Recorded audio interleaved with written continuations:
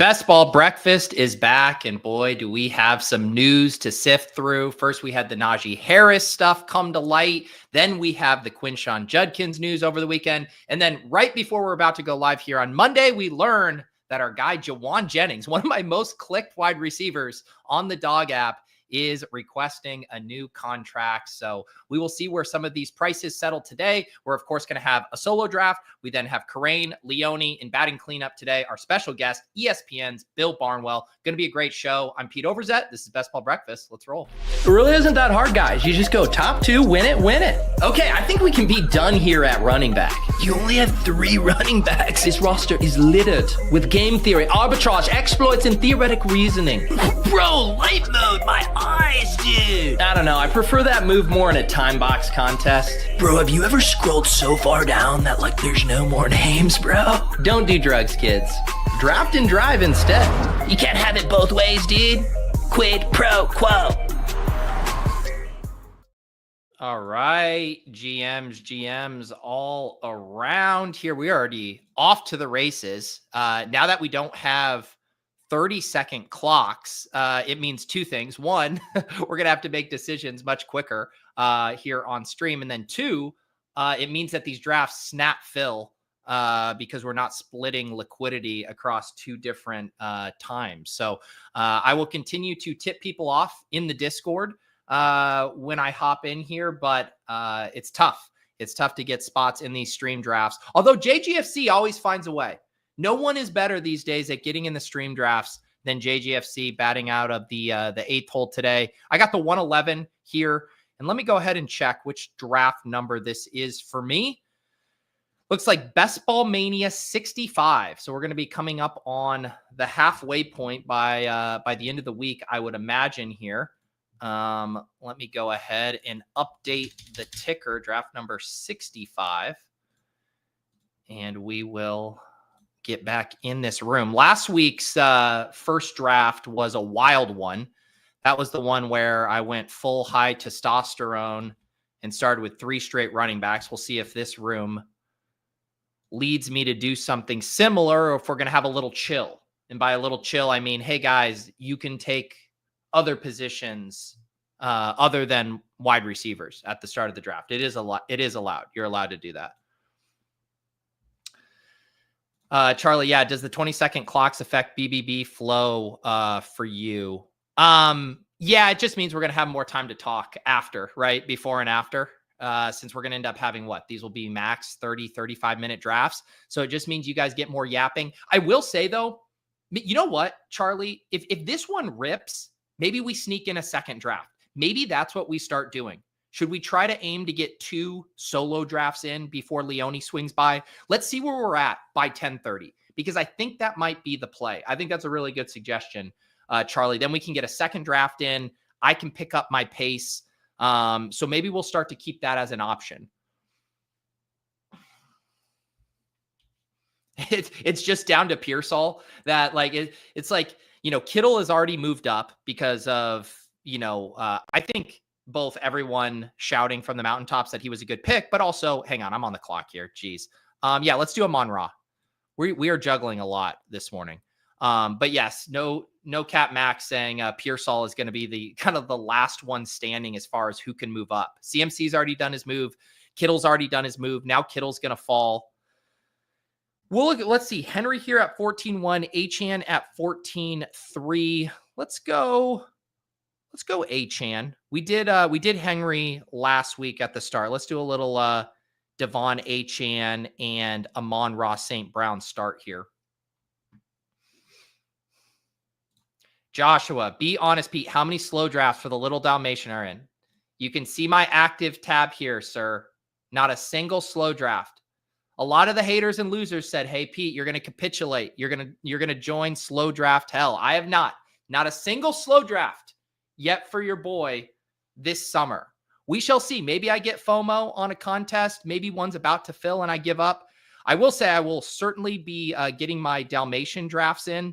I'm sure you guys saw the little one already filled. That was a $1 contest, but we still have the $101 3-entry max here, about half full. So I'll be getting in those streets for sure. Buy 4 drafts, get 1 free. There you go. I could always multi-table the last 2 to 3 rounds of the draft. Yeah, I think we can probably do that. Although that does sound like a little bit of a recipe for disaster. It's like all of a sudden you start adding 2 drafts, talking to the chat.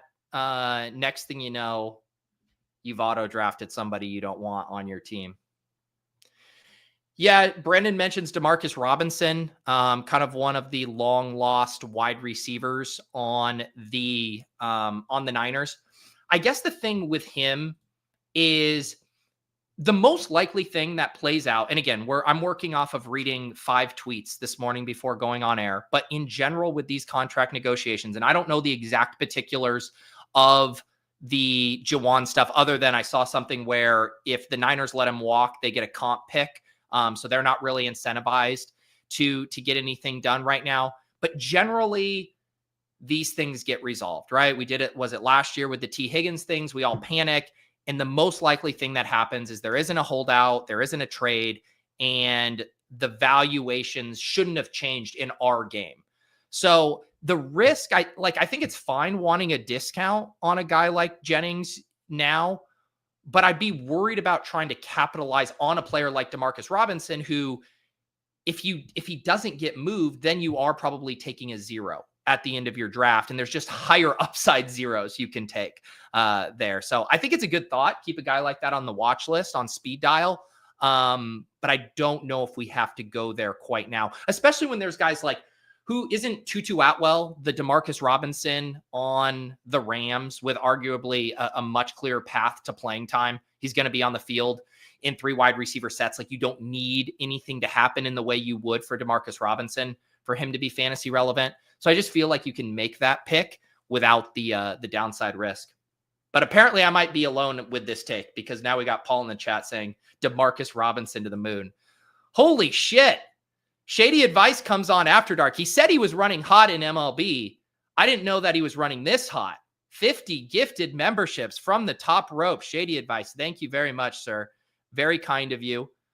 Highly recommend checking out that episode. And I think what I will do, because there's this weird tiering of how they do the YouTube memberships, the default memberships. I'm gonna change that episode to any YouTube member, so that anyone who received this gifted membership from Shady can go ahead and enjoy that episode.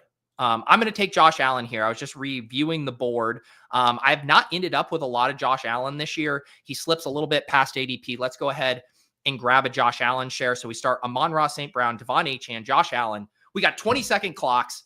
We got Jauan Jennings news. We got gifted memberships. We got admin stuff to do. We're back on the clock.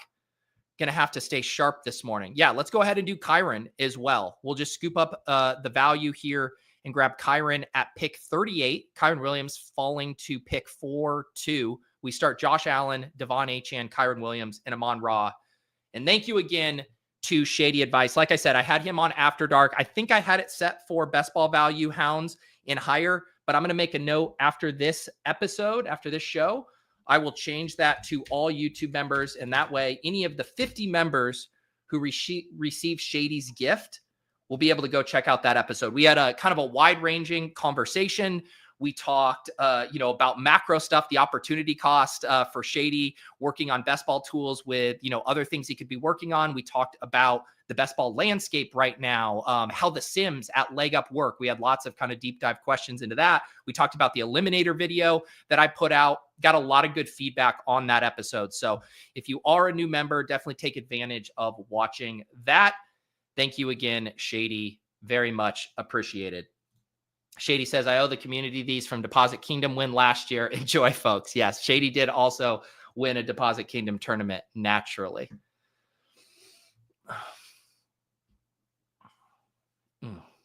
And you won MLB again yesterday? My goodness. My goodness. When you're hot, you're hot. JGFC enjoyed the episode with Shady. I need some coffee to keep up with this frenetic pace. First, I need a sip of water. I am parched.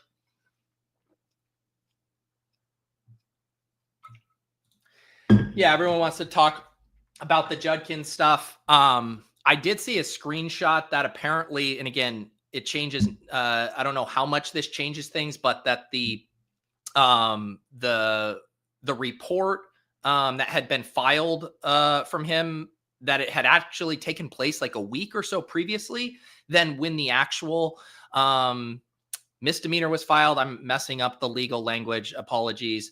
I guess my macro take on the Judkins thing is most of this stuff never results in a suspension right away. Like if you were to put them all in the aggregate, these types of cases, the Rashee Rices, the Jordan Addisons, we know the wheels of justice, specifically with how the NFL applies punishments, just takes forever to materialize. So even if there is something that is ultimately going to happen here, it just seems unlikely that it is going to affect 2025 contest for fantasy for our purpose. And that's, just the calloused snap take of seeing how these things play out most of the time. But it's one of those situations I will continue to monitor. I know I've seen screenshots of Judkins falling into the 100s. Seems like a fine click at that price, considering that the league never feels too compelled to do anything about this stuff. All right, let's see here. The running backs, this room is definitely going to try to make me pay for pushing wide receiver. We'll go ahead and grab Chris Olave here at the back end of the fifth. So we have Allen, Achane, Kyren, Amon-Ra, and Olave. Kevin Brown joining up as well. Yes, people very excited about their Dylan Sampson exposure. I'm kind of bummed out. Dylan Sampson has been one of my favorite clicks. I actually wrote up on Fantasy Life last week all of my favorite running back sleepers, rookie running back sleepers at the end of the draft. And Dylan Sampson, I said, was my favorite late round click right now. And this was before the Judkins stuff. So I don't like that he's going to be getting more expensive. I guess we're going to do like another hyper fragile type build here. Man, Joe Mixon falling, or should we just try to stay on target here with wide receiver? Yeah, I think we should probably grab a wide receiver. Let's grab Godwin. I don't have a ton of Godwin here. And we're not having to reach a ton, take him 5 picks ahead of ADP. I thought about Mixon, but just knowing how I'm going to be looking at pick 83, 85 for wide receiver in this room, probably prudent to at least grab my third there. So we start Amon-Ra, Achane, Josh Allen, Kyren, Chris Olave, and Chris Godwin. Chris says, we're so desperate to win. We are eager to listen to this guy whose literal name is Shady Advice. Chris, I actually have a message I have to pass on to you. I get a DM from everyone's favorite drunk uncle in the fantasy space, Crack Rock. And I don't know. Is this you? Are you Chris Manzo? Is he mixing you up? I guess here's the question. Do you own a pizza place, Chris, called Newsios in Long Branch, New Jersey? If you do, let me know. I have a message to pass along to you. If not, then I think Crack Rock might have mistaken you from someone else. Man, we got a lot going on this Monday morning.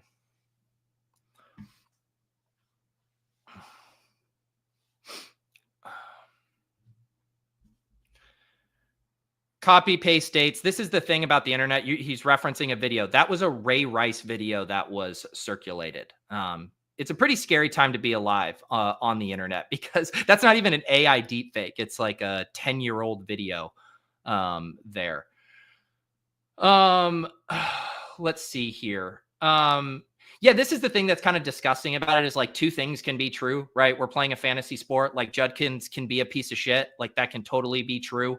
And he can also end up being a great click in the contest we're playing, like Benny. So, yep. I think the market is definitely going to react to it. And again, almost like the Demarcus Robinson example, I would be more concerned about massively pushing up Jerome Ford or massively pushing up Dylan Sampson than I would like the inverse of like, catching a falling knife with Judkins. Like it's far more likely that you're going to enjoy the value dip on Judkins than you are a potential rise on Jerome Ford. Because when you push guys up the board specifically for projectable volume, and that's why I think the Dylan Sampson thing's a little different, because he is a rookie. I do think he can compete in win touches just based on his talent.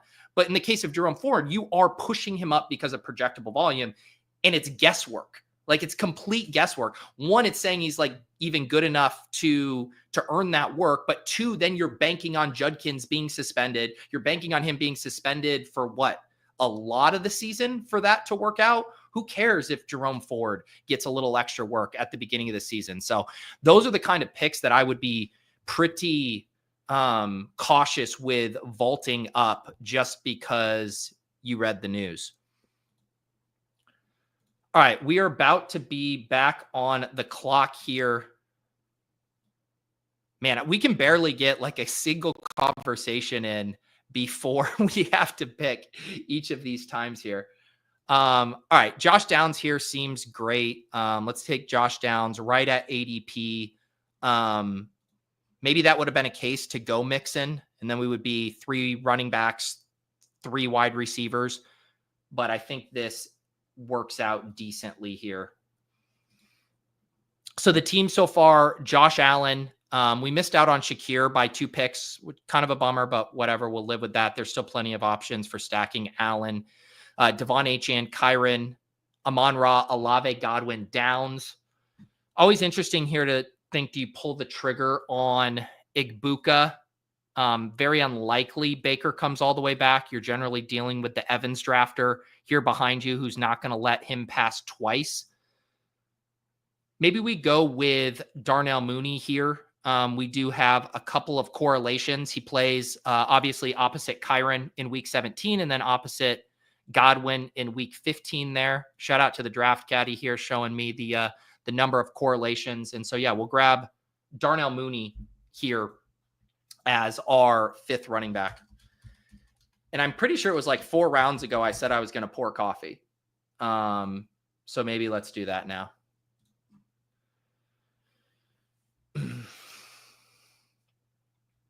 Yeah, we need special edition streamer 30-second ones here. But I think there's going to be silver lining, guys. We're going to get 2 drafts in here.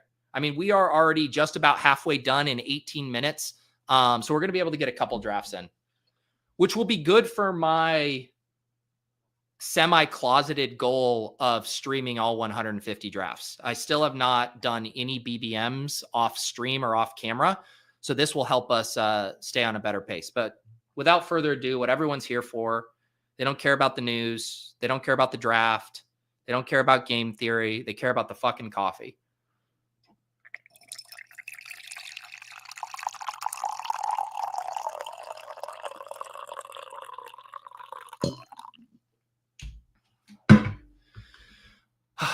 No, Casey, you are not too late for the coffee pour. You just snuck it in there. Benny says, are you gonna max the eliminator? It is gonna be a goal of mine. It is gonna be a goal. Whenever I have free time to do a draft, I do eliminator drafts. But if I have to capitulate on the slow draft thing, it will probably be because of the eliminator. But yes, after working on that video, I'm definitely in eliminator mode, have been having a ton of fun thinking about that contest. We're going to draft one on, off, and on the clock tomorrow. And if for some reason you guys missed it, on the Deposit Kingdom channel last week, posted a full deep dive video on eliminator strategy. Christopher Davis from the Deposit Kingdom did some sim work where we were able to use BBM lineups from last year and then compare them to various structures to see what type of insights we could glean from the new eliminator structure this year, which of course has head-to-head matchups from weeks 2 to 16. And by comparing how lineups did in various sims across BBM, Eliminator 2025 and Eliminator 2024, we were able to find some pretty interesting takeaways that I think can help people in their drafts. So check out that video. It's pinned in the chat. It's over on the Deposit Kingdom channel. Are we going to get our 6th wide receiver here with Keon Coleman? I like these options here for running back. So let's go ahead and grab Keon Coleman stacked up with Josh Allen past ADP, and then we can grab one of these running backs coming back. Yes, Tim says, if you haven't watched Pete's video, he said to take 6 quarterbacks and 6 tight ends each in a team that all has the same week 5 bye. That is the quick TLDR. You do not need to watch the video now.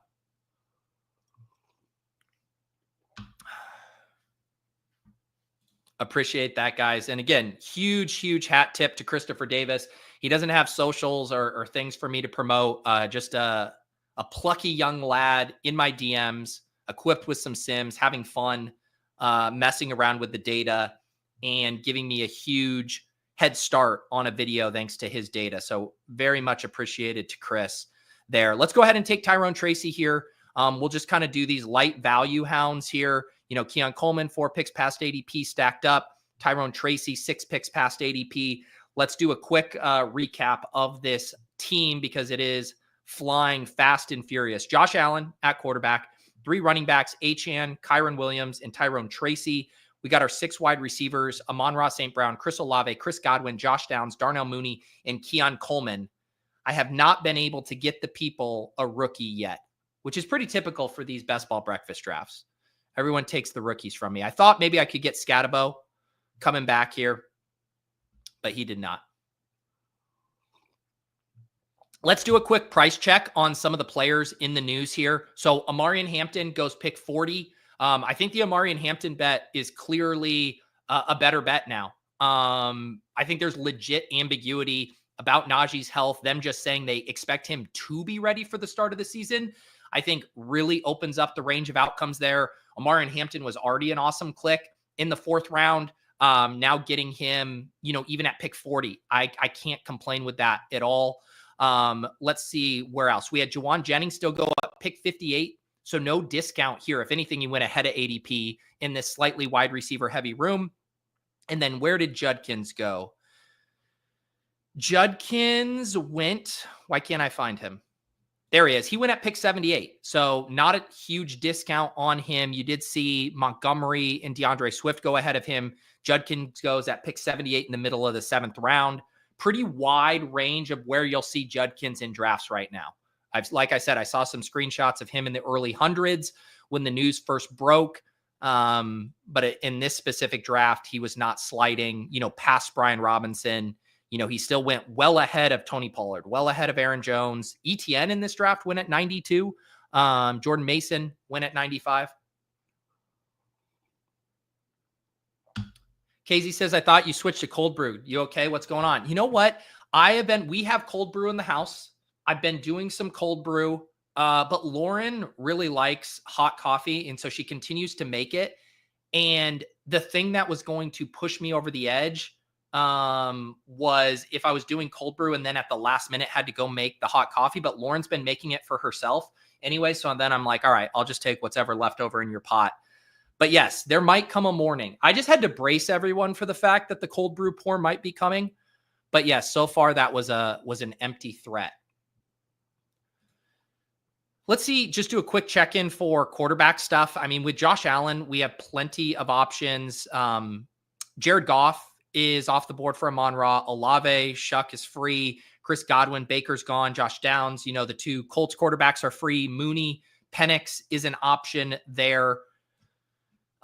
We are back on the clock here. I mean, I still take Bechel Tutin in just about every draft, and I'm going to continue to do it. I am just going to take Bechel Tutin at or around or before ADP in basically every instance. I am one of those streamers that don't have a ton of player takes, but one of my player takes is Tutin is a goddamn great pick at 130. So I'm just going to continue to make it.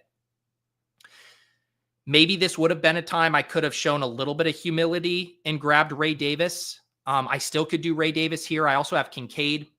I'll probably go Kincaid here on a Josh Allen team. I do prefer Goddard in a vacuum straight up to Kincaid, but on a team with Josh Allen, feels like this is my chance to rip it in on Dusty Dalton Kincaid here.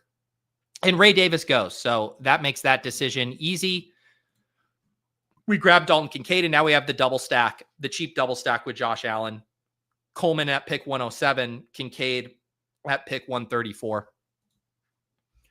With Goddard, you do get the week 17 bring back, I guess, on Allen as well. So it's not just a completely uncorrelated selection there. But I click Dalton Kincaid so infrequently that I kind of want to use the times when I have Allen and it's at ADP to get my Kincaid exposure. Chris Diaz is worried about my wide receivers here. Let's see. Should we be worried about my wide receivers? I mean, 6 wide receivers through 107. Amon-Ra, Olave, Godwin, Downs, Mooney, Coleman. Coleman is stacked. And then the other 5 wide receivers, I feel pretty good about who they are as players. I don't think there's like a ton of bust risk. You could talk about injury risk with Olave. You can talk about a slow start with Godwin. But Amon-Ra, Olave, Godwin, Downs, Mooney, I feel like that's a pretty good base at wide receiver. I think it's my tight ends that we're going to have to worry about.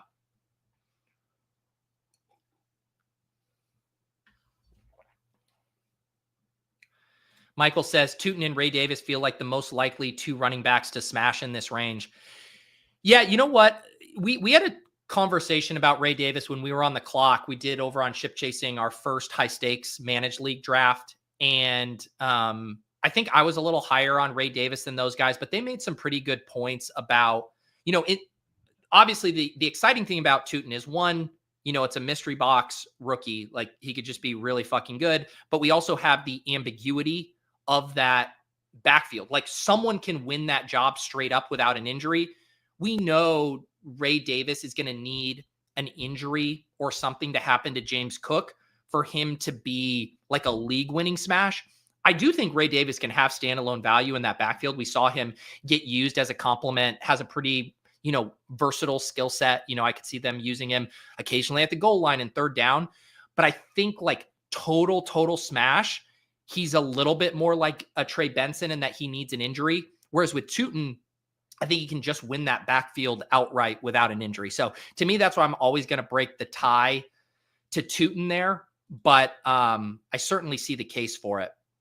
For Ray Davis, that is. So Tua is interesting here as well. We have Achane, and I'm trying to think through, I don't necessarily want to be in a spot where I'm like having to go 3 quarterbacks because I punt to Josh Allen. And then I'm like, do I go Josh Allen, Daniel Jones, and Shuck? Like, we could do something like that, but I kind of like the flexibility that just taking Tua here at a slight discount gives me. And there are some okay backstack options as well with Tua. Why don't we do Tua here? And then it'll just take a little bit of the pressure off as far as handling that QB3 situation. So we'll be on the clock here in the 14th round. We're at a 2-4-6-1. Probably going to be looking at a tight end here for this next selection. We're at 4 running backs. I don't think there's anything I need to really do here. Some of the selections, Tank Bigsby and Jalen Wright, are backfield mates of players I've already drafted. Eckler's not a bad price here, but I think tight end is probably prudent. Hunter Henry looks good to me. I mean, Jonnu Smith is here, but his price still needs to drop a little bit. It's basically if I want to go like Eckler or Hunter Henry here. Let's go ahead and grab Hunter Henry. So here's the recap of the team now. We got a 2-4-6-2. We got Josh Allen and Tua. We got Achane, Kyren, Tyrone Tracy, and Tootin at running back. Got those 6 wide receivers: Amon-Ra, Olave, Godwin, Downs, Mooney, Coleman, and then 2 tight ends, Kincaid and Hunter Henry.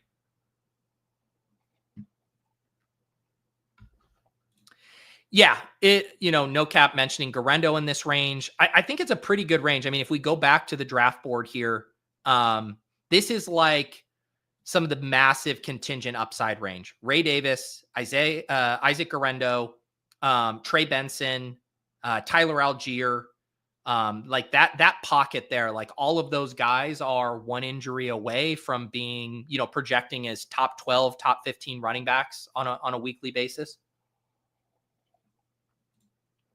Trevor says, I like stacking Tua and Achane quite a lot. I do too. I think I think there's certain stacking dynamics where they work particularly well in addition to just like the game level, play-by-play level correlation. That's very intuitive. But, I've been using the example of like Justin Fields and Garrett Wilson, right? There's a really wide range of outcomes there. But in the ones where Justin Fields does take like a slight step as a passer, the ceiling is just so high for those two that I think the correlation in a best ball mania style contest is even a little more potent. And same with the Dolphins, right? Where you're betting on the bounce back for the offense this year. And if Achan's efficiency is ticking up, if he's taking screen passes 60 yards to the house, it probably means Tua in the overall offensive environment is bouncing back to their 2023 levels too. So like that double whammy of Tua and Achan kind of returning to form, I do really like the correlation there.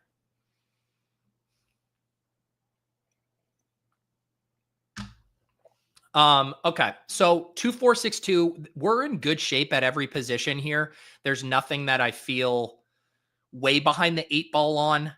I think with 4 picks, one's definitely a tight end. One's definitely a running back.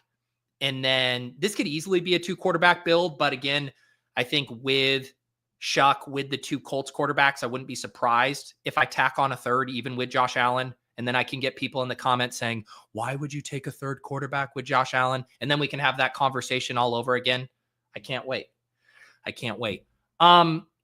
clicked Jalen Knoll here a ton. And I think specifically on this team where I want a little bit of rookie upside in this wide receiver room, I think Knoll makes a lot of sense. So you're getting me to play the hits. I think Knoll and Tootin are 2 of my favorite and most frequented clicks there as far as rookies go. Love the price on both of those guys. And there's not much, I guess, with Tua, Malik Washington, but there's not a lot of other wide receivers I'm going to be considering for Buffalo and Miami. I think this is probably the spot to just take Darren Waller as the third tight end.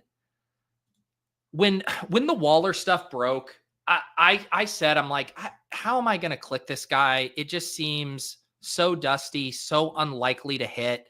And I realized when push comes to shove, like, I don't think I've clicked Darren Waller on a non-Tua team once. Like, I just can't bring myself to do it, which is probably a leak. But when I have Tua, I'm now perfectly okay selecting Waller. I think I'm just kind of at peace with the binary outcomes with it. Like, it feels like he's either complete dust and it's a 0, which we're all going to lose anyways, or it works. It works, and he scores 6 touchdowns, and the offense is humming, and he basically, just as a big-bodied wide receiver, gets to be a beneficiary of that offense. So on Tua teams, I'm waving the white flag. I think Darren Waller sucks. I think that he's not going to be relevant this year. But God, if there's anything I love more than I hate clicking Darren Waller, it's correlating my tight end with my quarterback. So Darren Waller, welcome to the squad. My tight end 3. You win. You win, Darren Waller. I can't resist you. All right, we got a hot take from Michael Hodson. Saints are going to be the surprise offensive team this year. Not like a top 7 or 8, but upper half and great draft value all over the place. The garbage division of good offense. Yeah, I don't mind the take. The problem, I think, is generally when I think we see a huge windfall, or what's the word I'm looking for? Like an offense, a surprise offense take the leap. There's generally a pretty big catalyst beyond just a quarterback. And a quarterback that no one really liked at a prospect. They don't have a lot of youth on their team in the wide receiver room.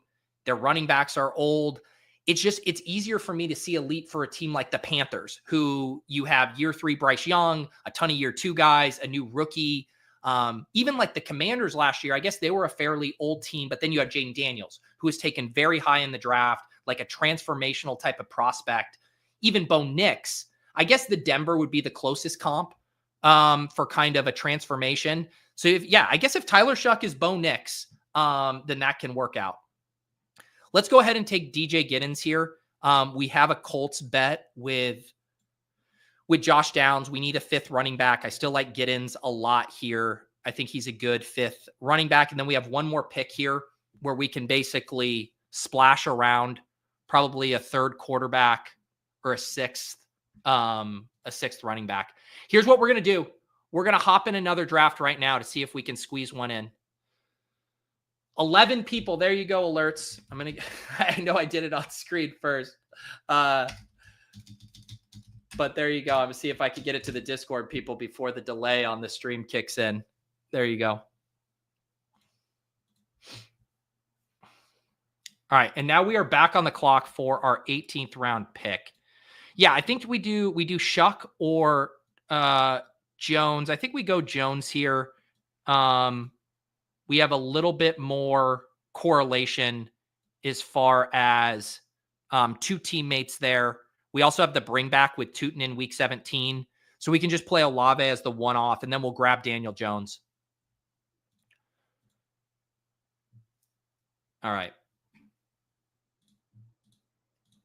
Let's see where we're going to be picking over here. 1.8 in this draft. All right, so here was the final roster on this team. Let's see how we did here. 3573, back on my 3573 bullshit. Josh Allen, Tua, and Daniel Jones at quarterback. Achane, Kyren, Tyrone Tracy, Tootin, and Giddens at running back. 7 wide receivers, Amon-Ra, Olave, Godwin, Downs, Mooney, Coleman, and Jalen Knoll. And then 3 tight ends, Kincaid, Henry, and Darren Waller. So I like this team. We get Allen double stacked with Coleman and Kincaid. We get Tua stacked with Waller and Achane, and we get Jones stacked with Giddens and Downs. We get some nice bringbacks there as far as on the Daniel Jones stuff. Don't mind how that team shook out. And it is one of my kind of to-dos to get a little bit more elite quarterback. I don't have enough Josh Allen there. So that feels good here. And let's change the banner. Draft 66. And we got the 1-8 slot in this second one here.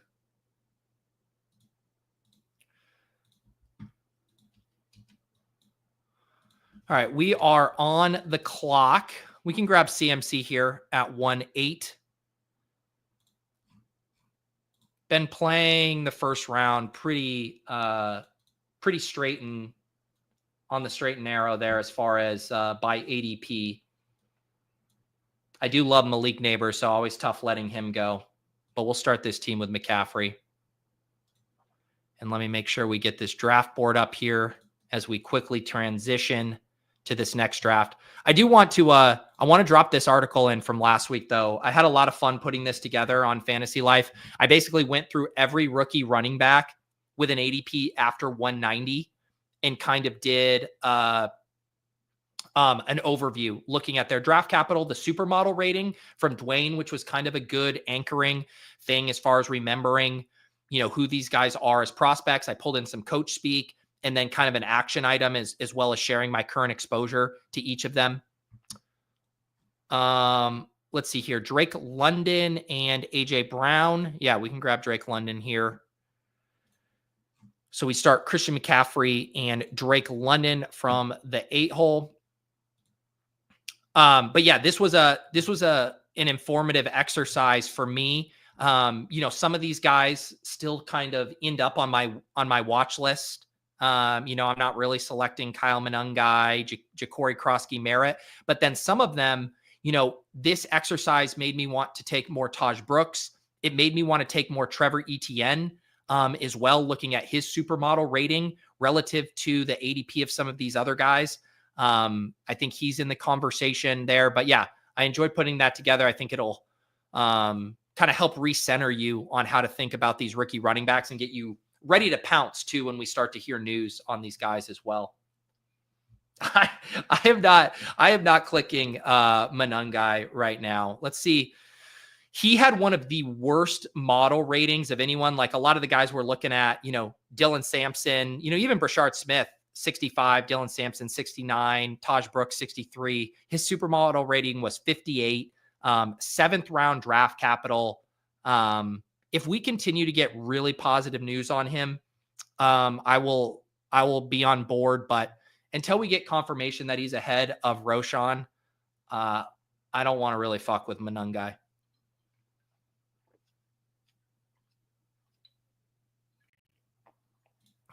Let's see. This is an interesting question from Tim. Do you think it's bullish or bearish that the community feels good about the first 20-ish picks by ADP compared to last year, where it was just the first 11 before things felt iffy? I think there's probably two things going on there. I think one is the fact that there is like a deeper pool of what I think we would call round one players. You know, a lot of people I think have had the take, hey, there's, 15, 16, 17 round one caliber players. I agree with that. I also think drafters right now are more willing to respect the market in that you have a lot of portfolio-based drafters who don't want to be making heavy stands at the top of the board. So I think people are more willing to respect ADP early. So that's another element of it. But yeah, I mean, people still have their player takes. I do think like once you get to the middle of the second round, I mean, you see people pull up Rashee Rice, they pull up Tyreek Hill, like all kinds of crazy stuff happens there.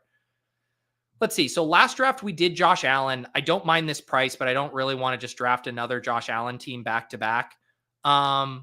We can do Terry. Let's do Terry and see if maybe we can do a Jaden Daniels team. If he doesn't come back, we can figure something else out.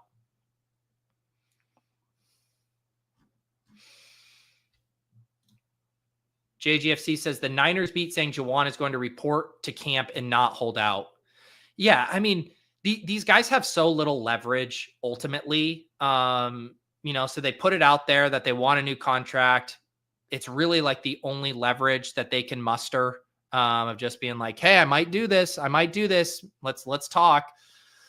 But ultimately, those guys don't want to lose checks. I mean, James Cook, right, who was threatening to hold out, he shows up to minicamp and they're like, oh, what's the deal? And he goes, I like money. Like he didn't want to start, losing out on his checks. So it's a pretty tricky tightrope that those guys have to walk to actually have negotiation leverage while not, costing themselves money. He wants to get paid. Ain't that the truth? All right, so we didn't get Jaden Daniels. Where did Jaden go? Wait, Jaden went before I took. Jesus, that shows you how much I'm paying attention. Let's go Amari and Hampton here. We did Kyren last draft. I need to go look at this board. Here I was talking about getting Jaden Daniels back, and he went one pick ahead of me. Jesus, Peter. Jesus. I probably would have gone JSN if I actually would have fucking noticed that. Kevin says, hey, Pete, I was the slow draft bro that ran into you at Grimm. How was the pizza? Yeah, so last Thursday, I head down to New York for a little overnight trip, met up with Kerrane and Leone, and we walk into Grimm, one of my favorite breweries over there, Great Sours. And this guy's at the bar, and he's just like staring at me. And I'm like, did we do something wrong? We were with Leone and his family. And Leone's wife was like, are they mad because we brought a kid in here or whatever? And then Kevin finally walks over and introduces himself and showed me all of his slow drafts that he was in. And it was great meeting you, Kevin, and your friend there over at Grimm Brewery. And getting to tell Rachel that you were not just a weirdo who was mad that we were there. Are you Pete Overzet from the Swole?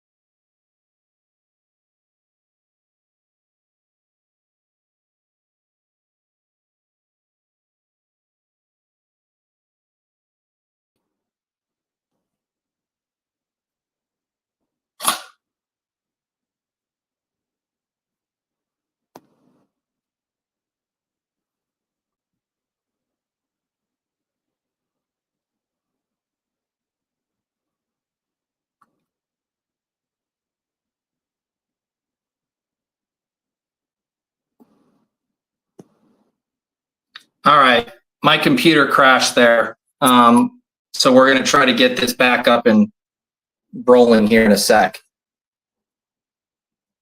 Why does my I have Liam's chess student as my name on here when I hop on from my mobile device. Mark, are you able to get the draft board up, or did that crash as well too? Jeez, man.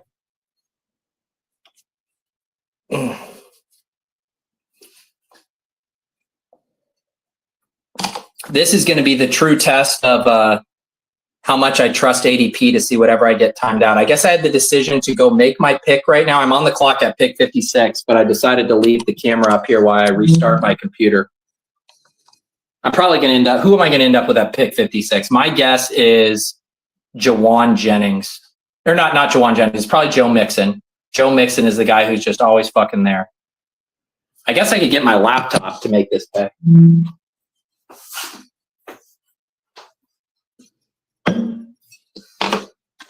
Great show. Great show.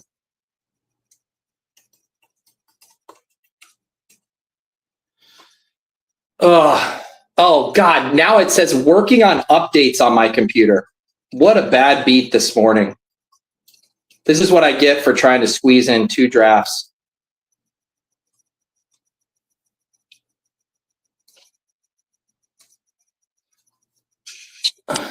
Come on. All right, we're about to get back on here.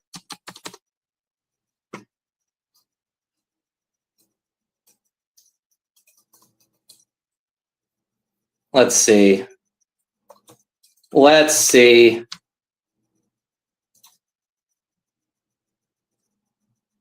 All right, I'm 1 pick away. So, I'm on the clock here. Who did I take with the last pick? Oh, I got Travis Hunter. That works out. All right. This is a good thing I logged back in. All right, I'm gonna put RJ Harvey in the queue. All right, we'll take RJ Harvey, and then we will get back on stream now that my computer's back up.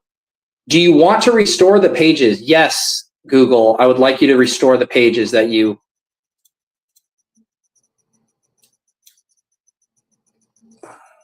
So annoying. So annoying. All right, let's get back in the main thing here. Let's get back in.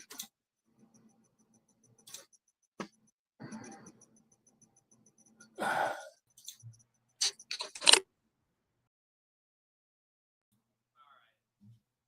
right, we're back. Jesus.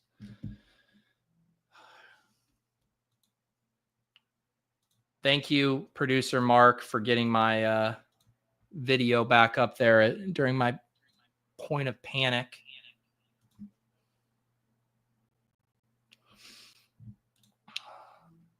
And sorry, guys, trying to get my bearings here after all this. Here we go. All right, are we back? We're back. I was actually pretty torn on who to take there at pick 65. I've been trying to wait on Addison a little bit. Aren't we supposed to get the Addison news like today or tomorrow? And then I think he's probably going to start to fall. So I haven't been wanting to do much Addison there. I haven't been getting a ton of RJ Harvey. So pick 65, happy to grab some Harvey. So here's the team so far. Christian McCaffrey, Drake London, Terry McLaurin, Travis Hunter, Omarion Hampton, and RJ Harvey. Kyren Williams goes at 42 there. This draft has just been a disaster for me. It's going to be fine, but I picked Terry McLaurin, not realizing Jaden Daniels is not even a potential to come back. I time out on pick 56 because my computer crashes, although I get one of my favorite players, Travis Hunter. And then I kind of panic select RJ Harvey because I didn't have time to really think it through.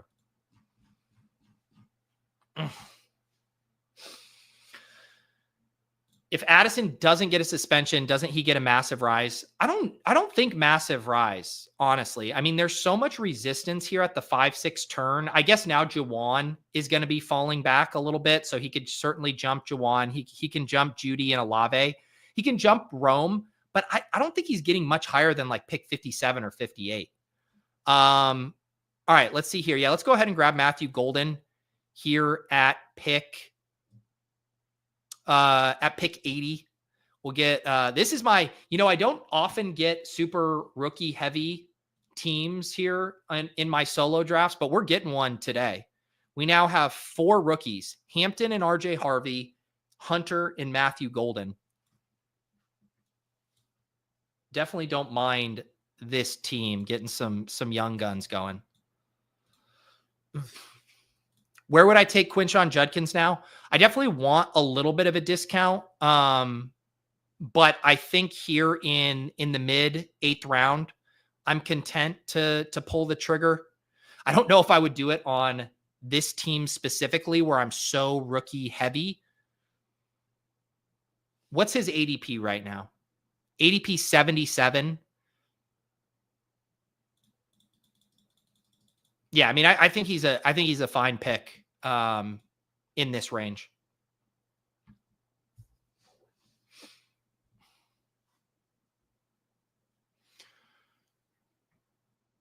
Bobby getting into the heavy conversations this morning with permutations being pretty much infinite. Does combination diversification even actually matter? Who cares if you have Jamar paired with McBride 100% of the time? I do care in that. It's funny. I was agreeing with you up until I saw your specific example. Let's see here. So Judkins does go. Mahomes, we don't have anything there. Is this going to be another Mooney team for me? We could do Brian Robinson this time. Why don't we do Brian Robinson? We have Terry McLaurin, so we can do kind of one Washington build. But to your question, I do not want my entire Jamar Chase portfolio also dependent on McBride. Like the situations where, McBride gets injured week 1 and Jamar Chase has like the greatest wide receiver season of all time. And then you have like a subpar advance rate because you refuse to diversify your 2nd round pick. That's just not personally how I would want to play the game. I also think if you were doing it specifically for week 17, it's also like such a narrow angle for how things have to play out for that to ultimately work out. I just want to have personally a basket of players around that 101. But I think the initial point I thought you were making was people worry too much about combo ownership as it pertains to like how the contest actually plays out with the pods weeding out teams. And you're going to be lucky to get one Trey McBride and Jamar Chase team to the finals as is. So it's not necessarily a bad thing to have a bunch of those. But like, I guess how you arrived at that point is not necessarily how I want to be able to build. And I think you would have to have massive conviction that the market was, I guess their ADPs are correlated. So if you're just always taking them at ADP, but if you're always getting the same 2 players together, you're probably reaching to make that happen, would be my guess. And in which case you're saying like the market is completely wrong on these 4 players going ahead of McBride, or this player falls to that I compare with Jamar Chase, who's not normally here, but I'm still going to take McBride because I have such conviction in that. That's where I lose it a little bit. All right, let's see. What do we want to do here? We could probably do Brock Purdy with Christian McCaffrey. Of course, this is the time we don't have Godwin and Baker falls. I think we do Brock Purdy here. Brock with CMC looks pretty good to me. And then maybe you guys can all shout for me to draft Demarcus Robinson at the end of the chat.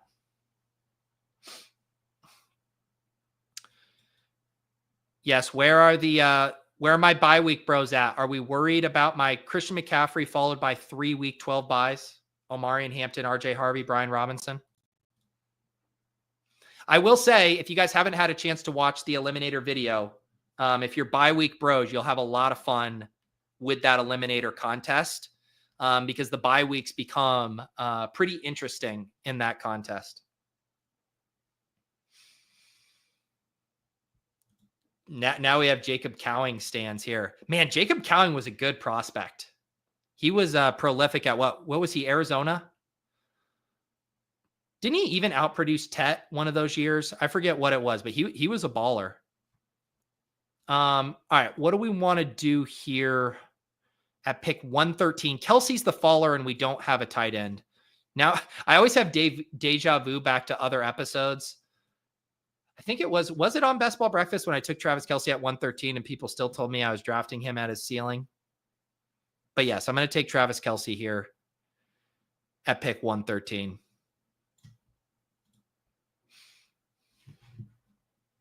See, I didn't even know this. Benny says Demarcus Robinson has a DUI case too. You got to do some research before you select your 18th round picks here, I guess.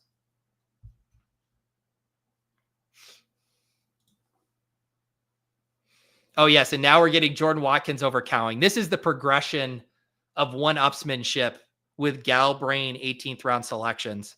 Although just Jordan Watkins was the guy who was referenced. ESPN did that reporter series where they asked each one of their ESPN Nation reporters to flag one breakout or surprise sleeper from camp. And Brashard Smith was the player on the Chiefs, but Jordan Watkins was the one that the Niners beat flagged. There were some deep ass names though. The Eagles beat reporter said Danny Gray. That was one of them there. Who was the Efton Chisholm was the Patriots selection. But yeah, I think we are in peak boredom here right as training camps and stuff are about to get underway, and we're going to be, under attack, a fire hose of news and updates. But right now it's like that calm before the storm, to the point we're talking about Demarcus Robinson and Jordan Watkins and Jacob Cowing.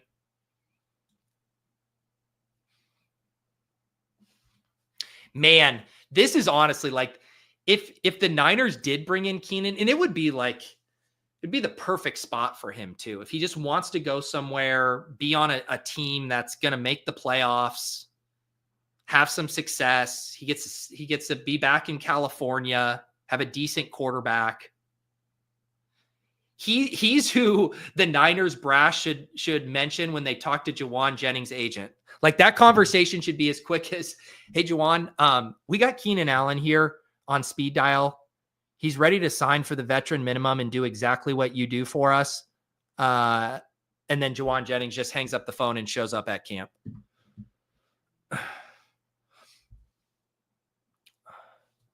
All right, let's see here.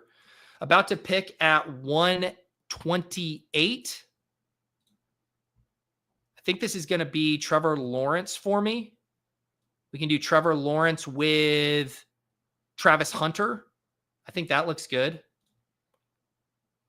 Najee falling a little bit here, but I don't really want to do Najee on an Amari and Hampton team. I think we could entertain Christian Kirk here, but let's look up Trevor Lawrence first.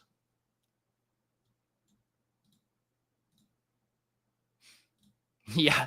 My father-in-law was hip to Lan Larison. So Zach asks, has my father-in-law brought up Efton Chisholm yet? He has not. I saw him on Saturday for my nephew's birthday party, but we did not get into the Efton Chisholm portion of the conversation. I will let you know, though. I'll see if I can bait him into bringing up Efton Chisholm. Did I do any Little Dalmatians? I did not, sir. I did not. My parents are in town this weekend, so I did a couple cardio club puppy drafts, so a couple eliminator drafts I snuck in, but I have not been doing much drafting this weekend here. Hence why I had to blast off and hop in a second one here. Although I feel bad, we might have to. I hope I don't regret this, because we're gonna have Pat hopping on in a second. We're only through the 12th round here. So I might have bitten off more than I could chew, but we'll figure it out here. Let's see. We should probably start getting some wide receivers. Should we do Hollywood Brown?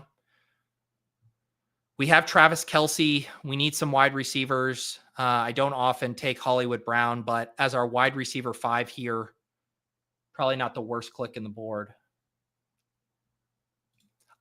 I'm fine. I'm fine multi-tabling it.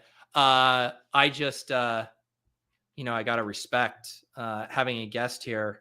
Let's see. What's up, Pat? What's up? How's it going? It's going good. This is the first, I believe, first stream with the only 20-second clocks.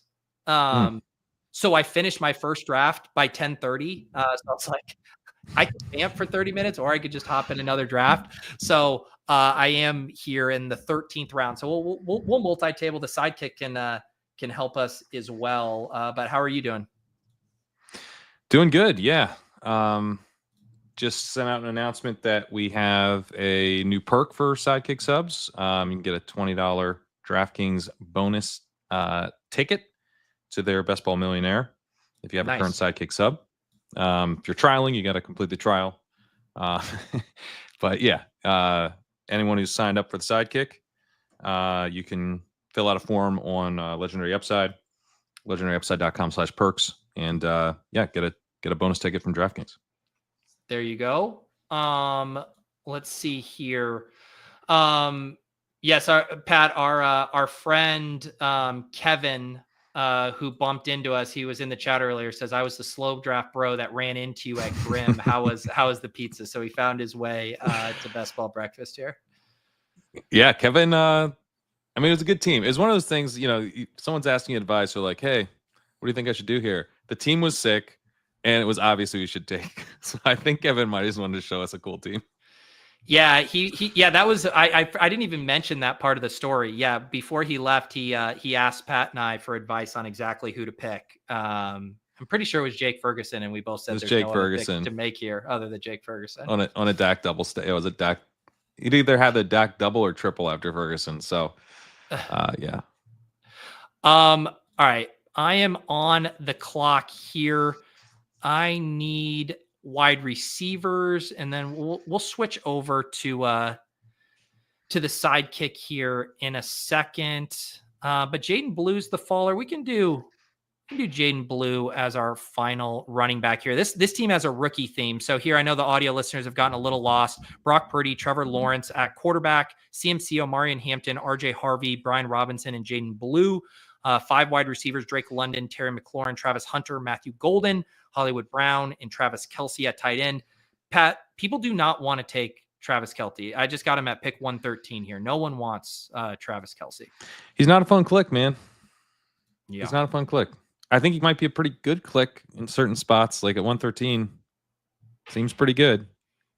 Yeah. What Kelce did last year is still so much better than what most tight ends do. Like that's the truth of it, So he might fall off again, but I don't know. I think we're like more grossed out by Kelce season because it was Kelce. Yeah. Yeah. And it's like, I do think it's interesting too, how like the market has just basically said like Rashee Rice is going to be such a smash that like Travis Kelce is not going to be relevant anymore. Looks like we just lost Pat for a second, which is great because I'm still doing this other draft. No, he's back. He's back. I was kidding. 2551 here, Pat. I'm going to make this pick, and then I am going to hop us in our draft here in a second, or we can have a little conversation as we get rolling here, because we do have a lot of news-based stuff over the weekend. Yeah. So I am kind of curious. You might be on a different mic source, I think, right now. Oh, thanks. Okay. Yeah. Let's see here. I'm going to go ahead and grab Hunter Henry. Am I on the right mic now? You still sound like you're on the old thing.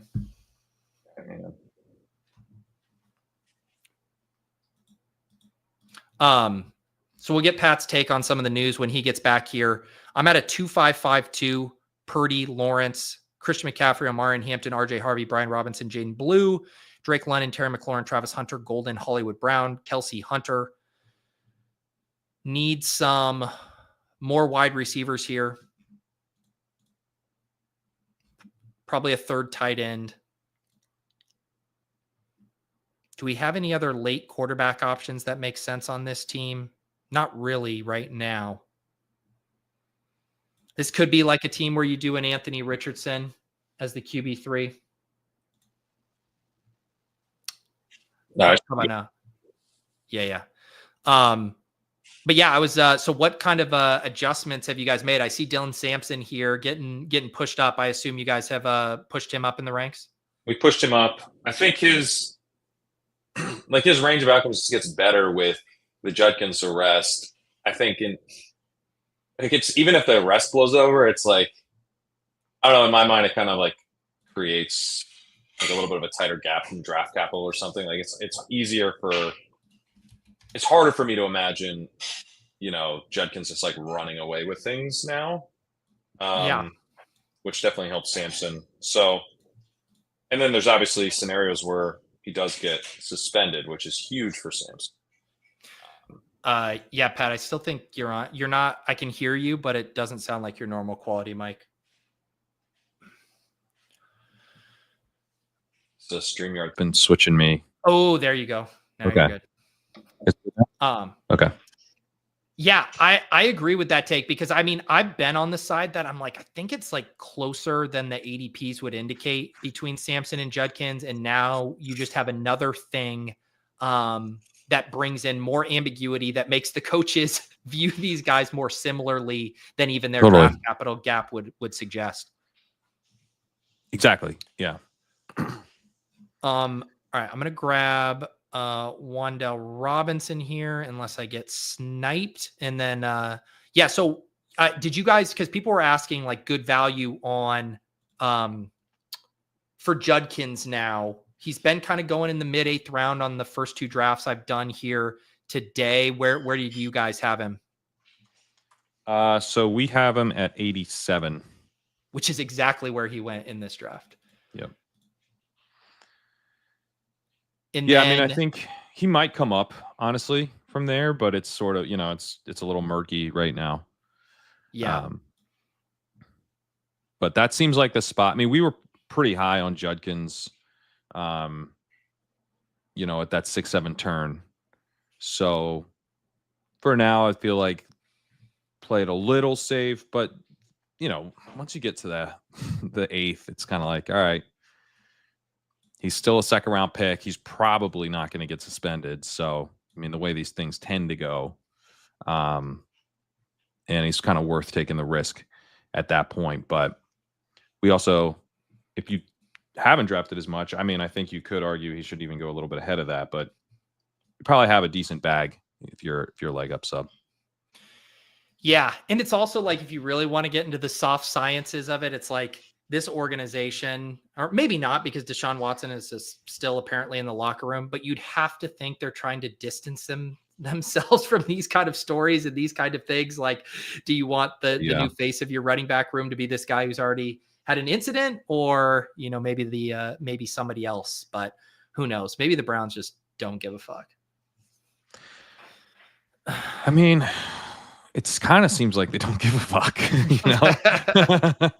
When I heard that Deshaun Watson was still in the locker room, I'm like, how have you not decided you're going to try to move on from this? I know, man. It's crazy. Yeah, there was an article about it. I forget. Is it Mary Kay Cabot, the beat reporter? And she had it that he's still in the locker room. It's like they got 5 quarterbacks and still are somehow dealing with him around the place. All right, Pat, here's this team. This is not my best team. The other thing that happened, Pat, is my computer crashed halfway through this team. Luckily, the auto draft was. So you have Jonnu Smith on it? No, it was Travis Hunter. A nice auto draft. Oh, no, wow. That's actually really nice. I know. 2572. We got Brock Purdy with CMC. We got Trevor Lawrence with Hunter. We got CMC, Hampton, RJ Harvey, Brian Robinson, and Jaden Blue. This is a pretty rookie-heavy team. London, Terry McLaurin, Hunter, Golden, Hollywood Brown, Wan'Dale Robinson, Hopkins, and then Kelsey and Henry. It is like a very barbelled olds and rookie-heavy team. Let me see the running backs again. You got Blue and who? It's CMC, Hampton, Harvey, B-Rob, and Blue. Okay, yeah. That's kind of a fun team. Yeah. Fun running back. I mean, anyway. And it's interesting here too. Like, and we've been talking about this on the Sidekick. But I think generally I'd be like CMC, these 4 running backs, like I'm probably good there, but Sidekick's still liking the running back selections for this team. Yeah, I think this is where the upside is, right? Bashard Smith, Lloyd, like it's, is Calvin Austin going to be the dude you need, or is it more likely that one of these running backs kind of helps you out? Yeah. Yep. And Brashard Smith goes. I have not taken Lloyd in forever. Has there been any updated news on him since he was practicing with the injured guys or whatever? I mean, no, I don't think there's been a ton. When I dug into that, it wasn't as bearish as I was worried it was, but yeah. No, I don't think we've really gotten much. Yeah. And the other big topic for people with the Judkins stuff was Jerome Ford. And I was kind of having the take that there's that's the pick I think you actually have to be worried about, because it's if you're wrong on that and Judkins doesn't get suspended, you're pushing up a guy who could be a straight zero just for projectable volume purposes. And that to me seems like a risky bet. Yeah, Ford, I think he was a guy I wasn't really touching. And, I took a bunch of Ford in the big board because, I figured he would be at worst an RB2, and then they drafted 2 rookies. And it's just what's the point now? He's an RB3. They made him take a pay cut. That's they made this dude take a pay cut just to stay on the team. I think he's he doesn't give you much upside. They don't want him to be the starter. They made that very clear in the draft, and then by making him take a pay cut, he's depth. And I think that really hurts the upside case. He's not that good. He's not terrible, but he's not that good. We've seen him DFS. It's oh, this is the week for Jerome Ford, and it rarely was. So it's more he's going to be able to help you fill in some weeks. Maybe contingent. He's out there. He's kind of a low end RB2, high end RB3 type of guy. But to your point, he could be a total zero. So for us, he came up kind of in the early 200s range. You can mix him in at the end if you want, but not a priority target at all. I think Sampson is, because you have the upside. He might be. There was always the case he might be better than Judkins, and that opens that door. Where there may be hey, let's be open-minded about who's better here, And the other thing about it too is even if you want to sit around, if you sit around and wait, let's say Judkins does end up getting a 5-game suspension, which I think would even be on the high end. And let's say it comes fast. It surprises all of us, commissioners, whatever, exempt list. Sampson's ADP is going to go nuts. He is going to go high, but Ford's is likely to still just move into a range where you're happy chasing that bet. He'll probably be a 14th round pick, or something where it's I'm okay that I missed out on 18th round Ford. I'll just pay the 14th round, where I'm I don't know, the 10th round, Dylan Sampson, that starts, I want to actually pack my bags for that. For sure. Scenario. The other, Tim mentioned that there was news that Ford would be the starter. I don't know if I'd qualify that report as news. We're going to get a bunch of beat writer speculation, and you got to really, really take it with a lot of salt, not just a grain. They're kind of just riffing. And so, I mean, the beat writer, I think, was basically Ford will probably start, but Judkins will be in the mix sooner rather than later. And that's not news. That's just a guy who's followed the Browns and knows they have Judkins and Ford. This is what a Browns beat reporter is doing when they tweet this stuff out. They're Googling Cleveland Browns 2025 depth chart. They're going to RB, and they're now saying, okay, Jerome Ford is the next highest guy on this depth chart. That they're playing a different game than us. They're not playing Best Ball Mania. When they're here, they're mostly serving Browns fans. So they're I think Ford's probably going to start. We know Jerome's pretty good, but Judkins they're really excited about, and he's probably going to take over pretty soon. That's a nice, safe position to take as someone covering the Browns, talking mostly to Browns fans. Yep. All right. I'm going to do a very quick recap of this team. Probably one of my least favorite teams I've drafted. I don't feel like I was there for all of it mentally. But with the help of the Sidekick, helped me stick the landing. Brock Purdy and Trevor Lawrence, 2 quarterbacks, 6 running backs, CMC, Omarion Hampton, Harvey, Brian Robinson, Jaden Blue, and Marshawn Lloyd. 8 wide receivers: Drake London, Terry McLaurin, Travis Hunter, Matthew Golden, Hollywood Brown, Wan'Dale Robinson, DeAndre Hopkins, and Troy Franklin there. And then just a 2 tight end build there with Travis Kelce and Hunter Henry. And I think that is too, like, the Sidekick was pushing Franklin as the last click there. And I definitely could use more wide receiver firepower, but I think interesting too, because generally I'm like Kelce at 113, Hunter at 161. Let me take the 3rd tight end. But then again, tight ends were also wiped out. It was like Pat Freiermuth was right. the next best one. Yeah. The like, oh, but the position was wiped out is really kind of the classic Sidekick thing where it's like, yeah, would love to recommend tight end here, bud. but I know. But who? Yeah. Yes. All right. Let's get Pat and I though in a draft here. Tipped you guys off in the Discord. We got spot for one more. This is draft number 67. How many BBM teams deep are you? Let me see. I think I'm a little over 50. Okay. All right, there we go. We got the 1-3 in this one. What are you in? Are you in any slow draft hell these days? I haven't done slow drafts, but I think I'm gonna once I get home and I can kind of have more of a. We fly back later this afternoon, actually. So once I'm back and I'm kind of more in the routine, I think I am gonna enter the slow draft waters. Been all fast drafts, but I don't have as much volume down as I want, and it's just gonna be needed, you know. Yeah, I'm at 55 BBM teams, by the way.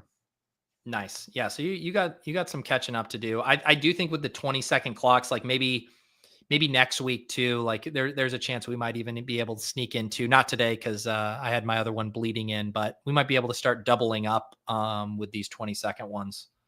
Yep. All right, we'll see what happens here with the 2-hole. Jefferson now, of course, flipped Bijan in ADP, but falls here. Nice. You good with Jefferson at 1-3? Yeah, love Jefferson. Yeah, what do you think too? We were talking about it, I think, on Off and on the Clock last week. We now have Bijan's also flipped Barkley in ADP, which is, I don't know, that kind of surprised me. What do you think? It surprised me too, but I don't really feel that strongly between Bijan and Barkley. So it's going to be kind of both guys. I probably am going to end up a little light on. I want to be heavy Jamar by just taking him every single time. And then anytime he's available, I'm going to take Jamar Chase. I'm going to mix in Justin Jefferson over the running backs decent amount. I'm going to mix in CeeDee Lamb over the other running back a decent amount. I pretty much take Gibbs whenever, if it's like kind of the Gibbs spot, I just take him. But and then Puka I always take at 7. So I'm going to end up probably light McCaffrey because it seems like he's going to now flip Puka, and I'm just not going to do that. I'm going to take Puka. Yeah, and that's exactly what happens here. We take Jefferson, grabs Lamb, and then it goes Barkley, Gibbs, McCaffrey, and then Puka falls to 8. I think that's a good line in the sand for how far you're willing. Like, I'm not taking McCaffrey over Gibbs, Puka over McCaffrey, and then CMC over Neighbors. You know, McCaffrey flipping Gibbs would be awesome. Crazy. I would be really excited about that because at that point, like, McCaffrey's been a tough one because there's a lot of risk with him as a first round pick. Like, Gibbs has very little risk. You know, I mean, he's a running back. Running backs get hurt, but he's a young, ascending, very efficient player. Really, the risk is that, like, he just doesn't take as much from Montgomery as we want. But even then, we've seen he can still have huge weeks. He's been a smash like each of the last 2 seasons. And if Montgomery does take a little bit of a step back, not even a massive step back, but just like Gibbs is up to 65% of snaps, like, that's a smash. If he's like up to 80, he's the guy you need this season. So I don't really understand, like, why you would bother with McCaffrey over a play like that. But I don't know. I want to dream about that happening because that's how I'm able to get really overweight on Gibbs. And I'm kind of just at market right now because I take the receivers. Yeah, I like that take. Taylor goes here. So we're looking at Rashi, Bucky, Higgins. Sidekick likes Bucky. What do you think? I like Bucky. I do like Rashi too, but Bucky, I'm getting roasted for not being upside pilled enough as a legendary upside guy. But I think Bucky has a ton of upside. And to me, Jefferson Bucky is a better 2v2 than even Bijan Rice. So Yes. Or like Barkley Ladd. Like I want the best wide receiver in the game, plus Bucky Irving, who was super efficient last year and is much better than the back he shares the backfield with, as a really good receiver, where he could see more of an increase this year. So that's one reason I'm not as high on Bijan. You want Garrett Wilson or one of the two running backs here? I like Wilson. Yeah. We'll grab Wilson here. So we start Bucky and then Jefferson and Garrett Wilson here. Yeah, I think, because I acknowledge, I think there's certainly risk with the Bucky stuff. There are ways it goes wrong that would not surprise me. I wouldn't look back and be like, whoa, how did that happen? It's like, it's pretty clear. Rashad White is still really good in passing situations, and the team's in a lot of negative game scripts, or the team finally isn't lying about wanting to see Sean Tucker get 5 to 8 carries a game. Any of that stuff could happen, but there's also the flip side of holy cow, they give him the full reins and he's the 1-3 next year.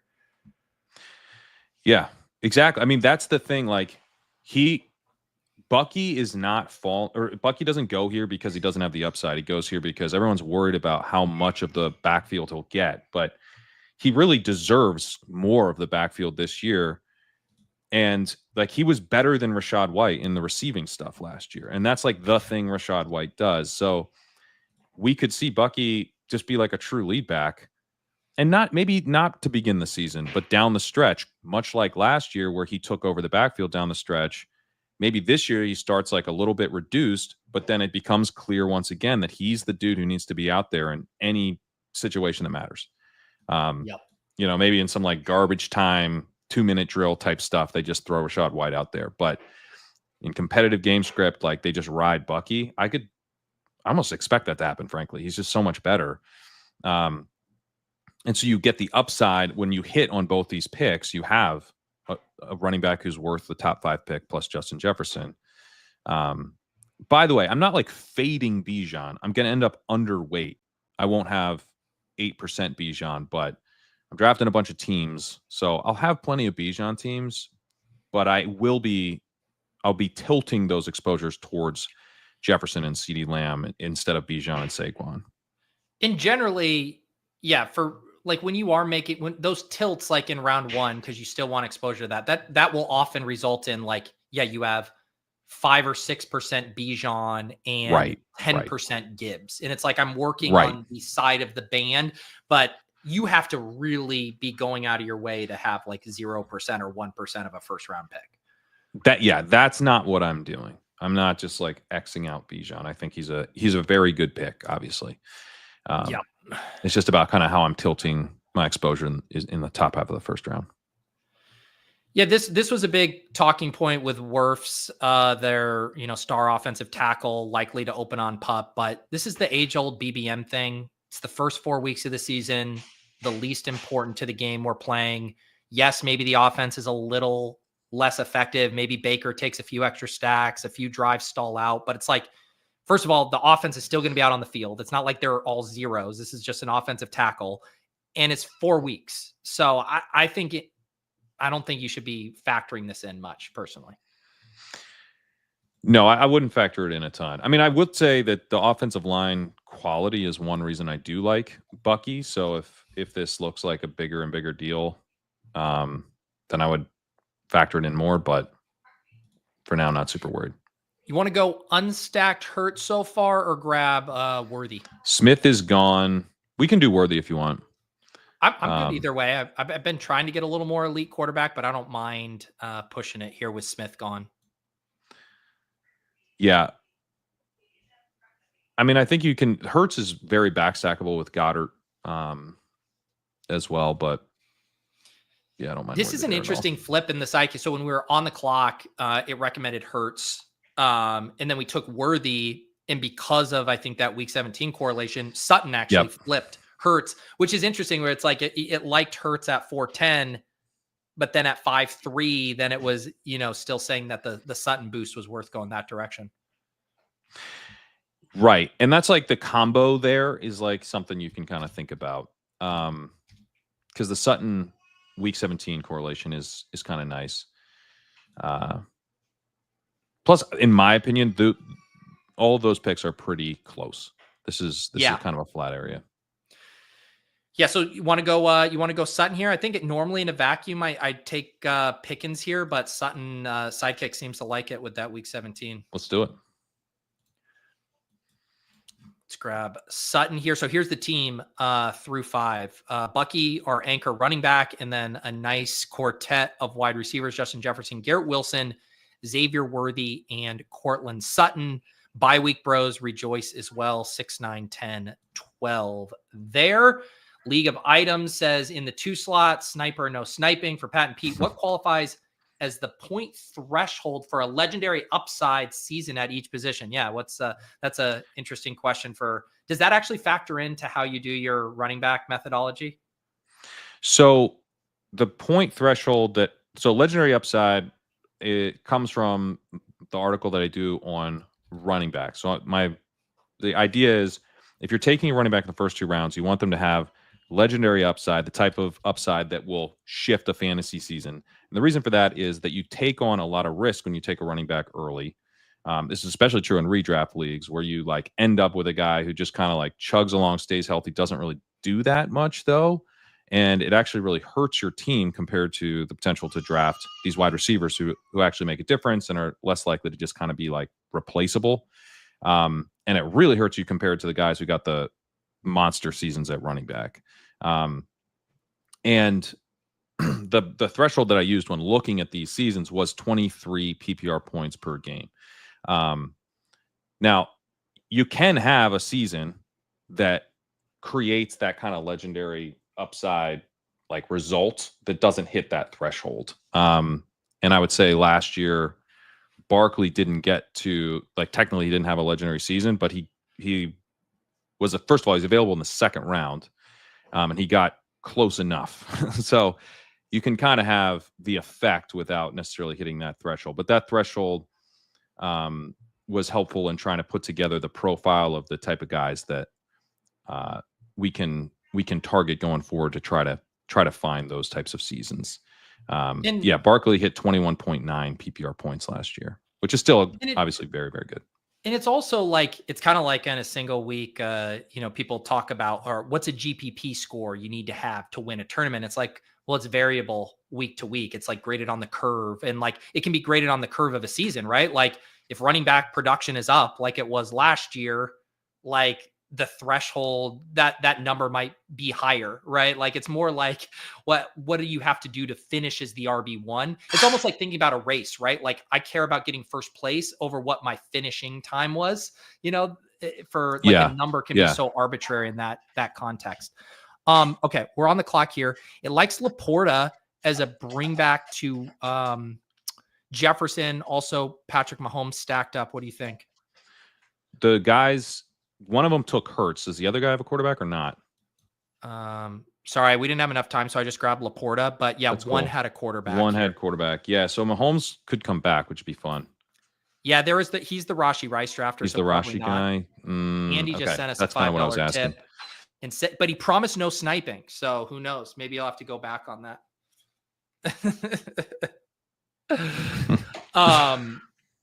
Yeah, so we grab Laporta there. Who how have you been dealing with Laporta? Kind of falls into this weird range ADP wise for tight ends this year. Wait, so this guy's he took Burrow and Hurts. Interesting.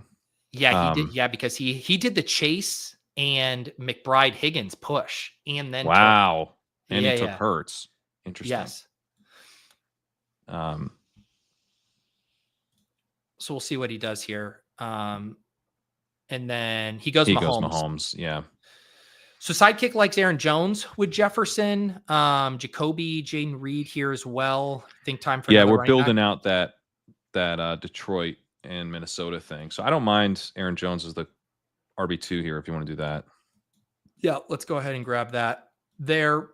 Aaron Jones slightly ahead of ADP, but again, Sidekick today really liking some of the correlation boosts. And I think it does show, and I've talked about this with Leone in their projections, where it's like sometimes these guys are so closely clumped together that him just changing a market share by a fraction of a percent will push a guy up 6 spots. And it's like the correlation boost in a tightly clustered tier can easily push, Aaron Jones ahead of 4, ADP guys or whatever.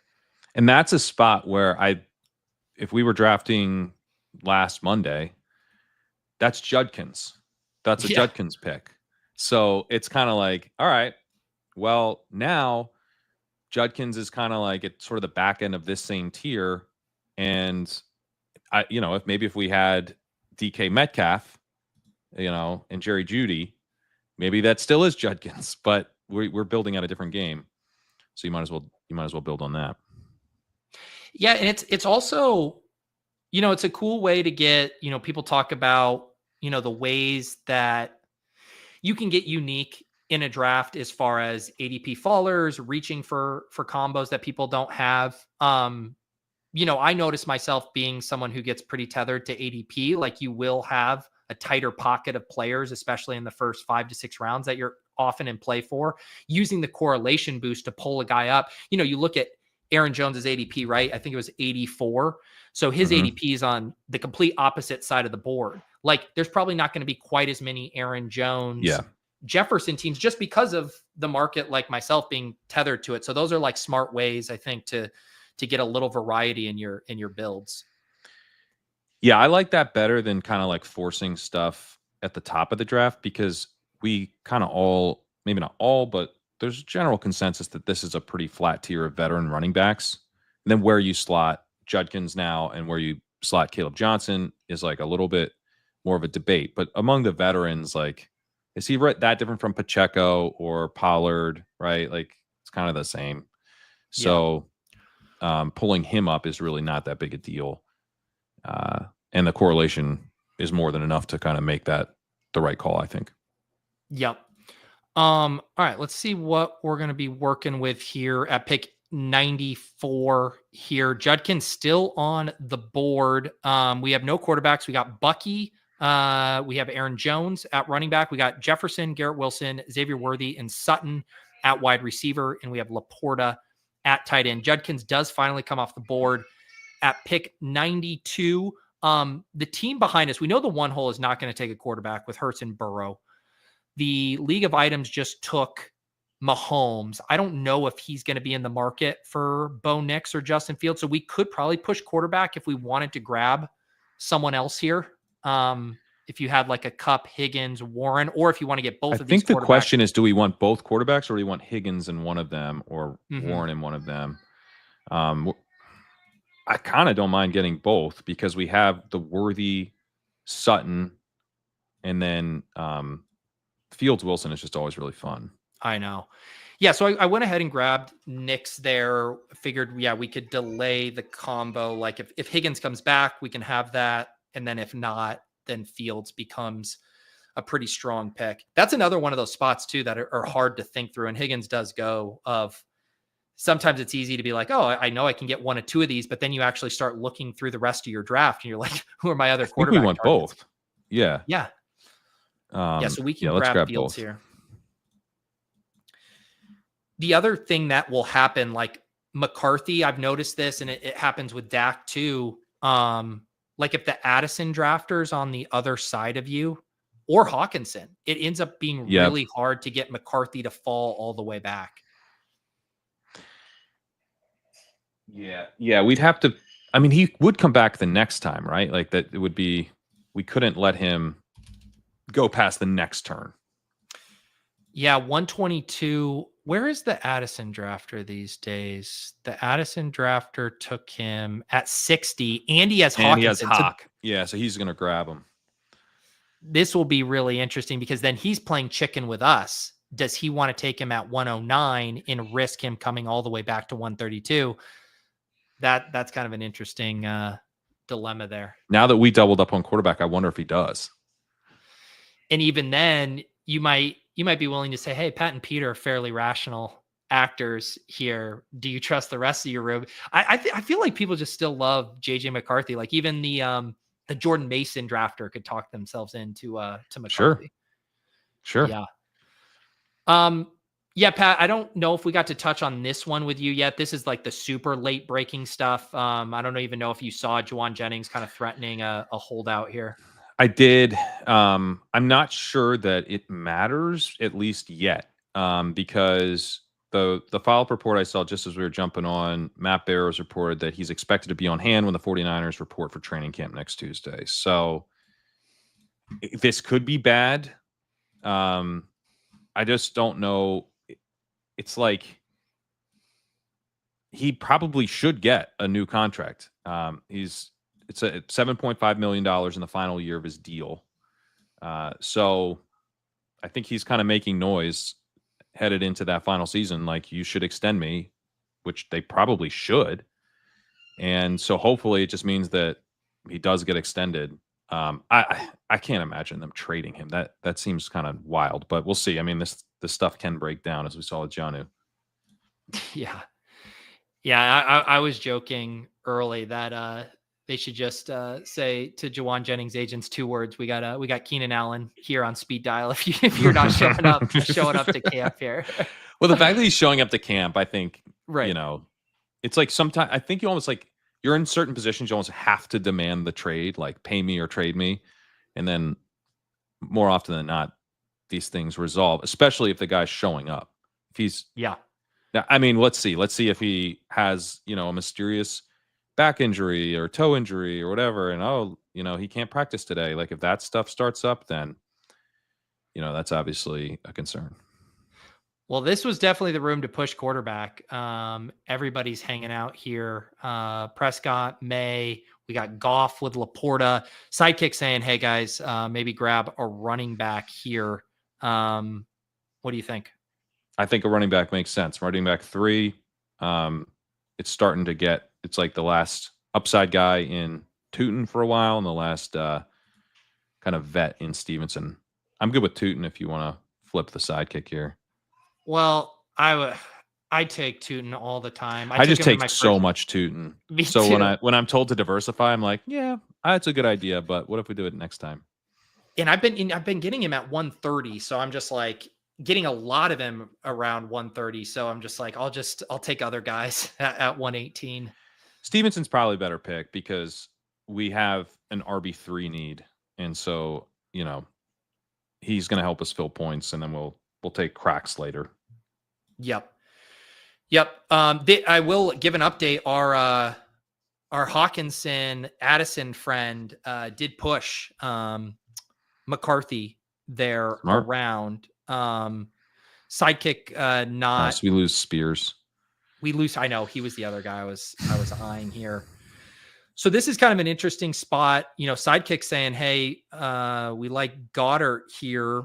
This is also kind of a sweet spot for some of these quarterback values as well. We can probably push Goddard.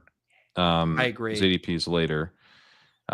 Kirk and Hollywood is the wide receiver 5. Makes sense for the build. And then we could go quarterback as well. Yeah, Goff. I'm down with either.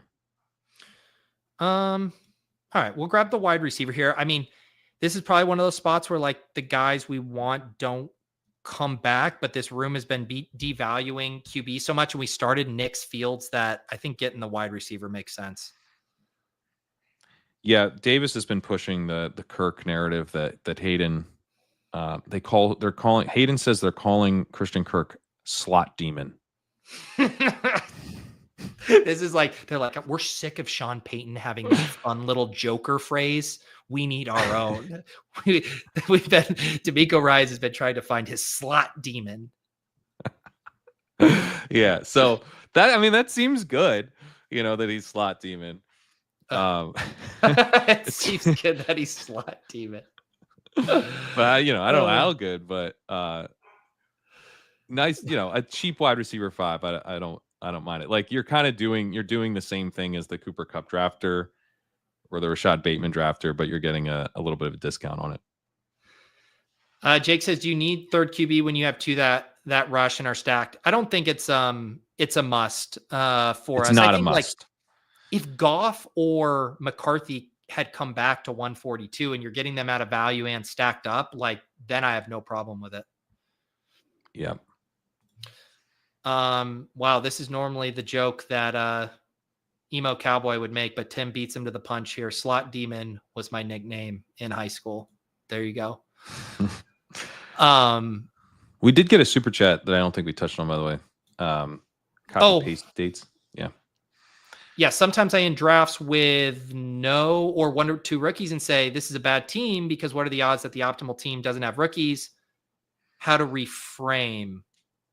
What do you think of that sentiment? I think I want to have most of my teams have rookies on them. But I also have drafted teams that don't have rookies. And it's probably, the winning team's probably going to have a rookie just given what we've seen so far. But it's not like every team in the history of the world will always have a rookie on it. And so it's really about like, what did your team give you? And if you felt like you were just like forcing it every time with the rookies, then I think it makes sense to just take the best pick and not force it. And then I'll also say like in the worst, like, okay, what if you get to week 17 and you don't win because you didn't have that rookie who went off, but you like still finish well? Like, I think that's still better than having forced it with a rookie where maybe you don't even advance or something. You good with Ferguson here? Top rec. Sure. We passed on Goddard, but get our second guy here. Yeah, I like it. What are your thoughts on that? Yeah, I think I would be careful of, so I'm guilty of the same thing, right? It's like, we all know every winning Best Ball Mania team had a rookie wide receiver on it. But I think what's Jacob's line? When a measure becomes a target, it ceases to become a good measure. Yeah, that's Daniel's line. Yeah. When a measure becomes a target. Well, it's a saying. It's not, neither one of them made it up. So I don't know. Yes. Hang on real quick. Do you want to pull up Pat Bryant here for Pat Bryant's sick here? Yeah. So yeah, I would be careful in doing that. And like a good example too was like in that last draft, like my gut feeling was to go third tight end, just looking on the capital, but I would have been forcing it based on the available players. Right. And I think that same thing applies for these rookies. Like if you have a guy who you think's undervalued, or he correlates in a really nice way, or he's a big ADP faller, like use that as the reason to do it, as opposed to this idea of like, I just need a rookie. So now I'm clicking Ja'Cory Krosky Merritt, Yeah. That's exactly. There has to be a reason for doing it. Yeah. And I also think that like the reason that rookie wide receivers have been on the winning teams is because they're undervalued late season upside. But you can also like, if your team doesn't have any rookies on it, but it's got a bunch of contingent running back bets that you also paired with veterans to help get you there. And, it's like, rookie, you don't have a rookie, but like you have Tyler Algier, like he's functionally a rookie in the sense that like if he hits, he's going to be coming on in a lot of cases, not always, but in a lot of cases, his big weeks would be down the stretch, when Bijan's more likely to be out than early in the season. And so stuff like that, like if there's some second year guys like an A.D. Mitchell, he's not a rookie, but you could see him coming on down the stretch this season, much like a rookie. So yeah, I think it's like about why have the rookies been hitting? And it's because they're underpriced week 17 upside and playoff upside, not just week 17.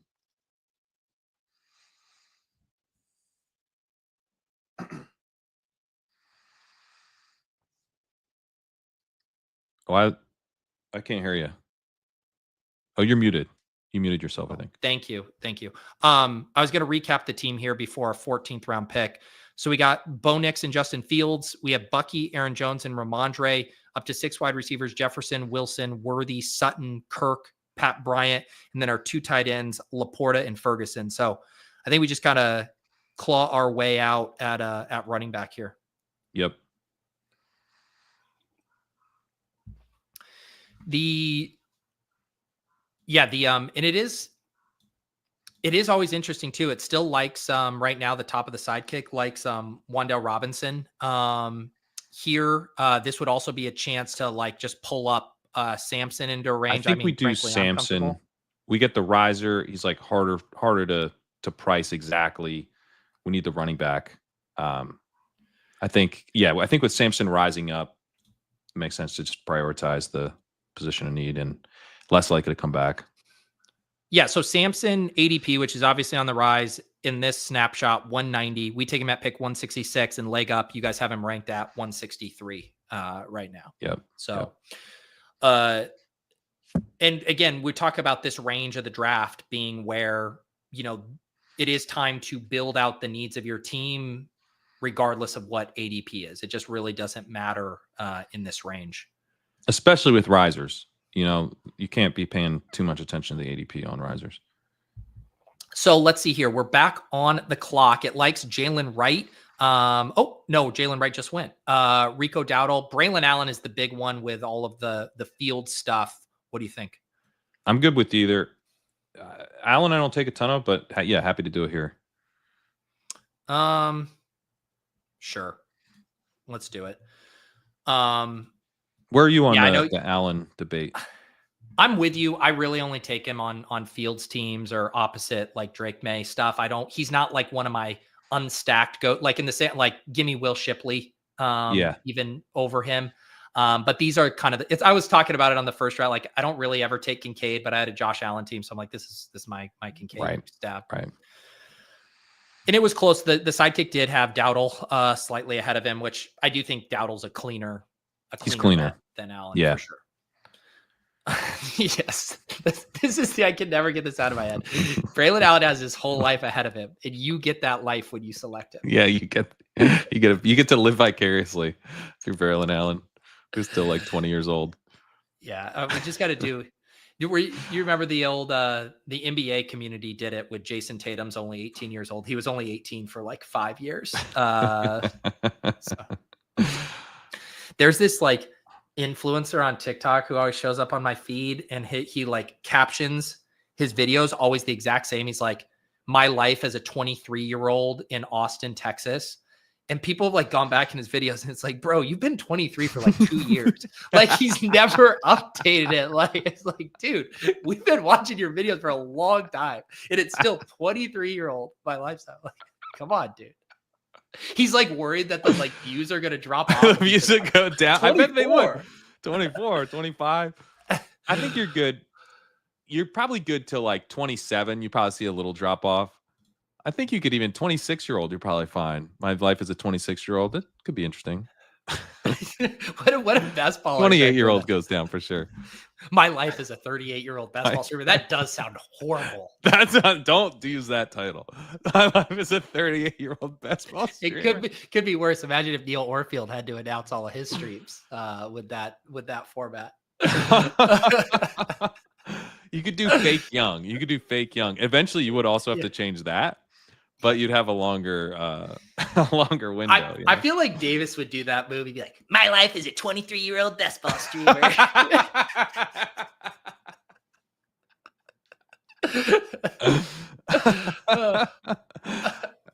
What's up, Shelby? I think Best Ball Bros might have a new bit, Pete. Just keeps getting younger and younger. I'm a 14-year-old best ball prodigy. Tune in to watch me. And it's like, sir, you're not even old enough to be playing on this side. All right. This is why you let Rico Dowdle go, because there's a chance he might come all the way around to you at pick 190. Love it. He does go. Oh, I jinxed it. I've actually been trying to get a little more Taj Brooks. The Sidekick likes that. Are you down for that? I'm down. Yeah. Yeah, he was the guy when I was telling the chat. I did an article for Fantasy Life looking at all of the rookie running backs after pick 190, and I was looking at Dwayne's supermodel rankings and the coach speak, and kind of like looking at my exposures. And Brooks was the one where I'm like, I wanted a little less Brashard Smith and like wanted more Brooks, because I was pretty light on him, and I'm like, I feel like this is a pretty similar. It's obviously a different situation, but like the paths to Brooks hitting are not as thin as I think my exposure indicated. Yep. And then we do see Ford here. That's kind of the bet. It's like a against Judkins bet that we complete with by taking him, which I don't mind. And then Rodgers showing up like the other week when we took Sam Darnold. It's just like it's the QB3. Yeah. It's the QB3, helps you advance, maybe gets you through a playoff week. I mean, he could always spike, so it's just like helpful to have the third quarterback. I've talked so much shit about Jerome Ford today that I'm going to say that the sidekick was right in suggesting Aaron Rodgers there. We still have one more pick too here. So we got the 3-6-6-2. It was interesting. It wasn't recommending the third tight end until then after that quarterback pick, and it flipped it then to liking some of the tight end stuff. What do you make of that too, of like the positional need flipping? Is it more driven player based than positional based, when that's happening? Yeah. I mean, and the other thing is like your like Rodgers it's like you're either taking Rodgers, I guess Daniel Jones was also, I think he was third there, but like when you come back in the 18th, you're not taking a quarterback. Like Jackson Dart doesn't really provide the same thing. We don't have a giant or anything. So it's unlikely that the quarterback's going to add a ton in the 18th. Whereas in the 18th, there are some tight ends that we probably can tack on if we want to do that there. So I think it's probably just like the what's going to be available in the 18th versus what's available here conversation to an extent. And then, I mean, I think Rodgers just like adds the most points to the team is really what it was. Yep. Yeah. And if you guys missed last week's Best Ball Breakfast, we had a long conversation about it when we had this unstacked Sam Darnold thing pop up. And I think it was a really good kind of fleshing out of why that was happening. And then a piggyback, I had Shady Advice on After Dark, and we were talking a bunch about the LegUp Sims and him kind of helping me wrap my head around some of that stuff as well. So if you guys want to check that out, some really good conversation there with Shady Advice, who I know you get to work with all the time on the LegUp stuff. Yeah, no, always fun to talk about the stuff with Shady. And often it is just like, I mean, this guy's he's just like a lot more likely to add points to your roster. We have Aaron Rodgers ranked in the 150s. He's going to, he's like locked in as the starter for the Steelers. He's not a fun click. By the way, look where Dart went in this. 183. Yeah. Yeah, 183. Yeah. Normally he's been pretty much free in rooms where you want him. I guess this person started out, goes Wandell, and then wanted to lock it up, goes Dart, and then Theo. So the Sidekick does have that in it. Like Dart is gone, so.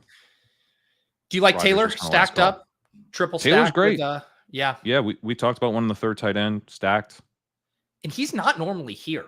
Right. ADP of 184. This is 214.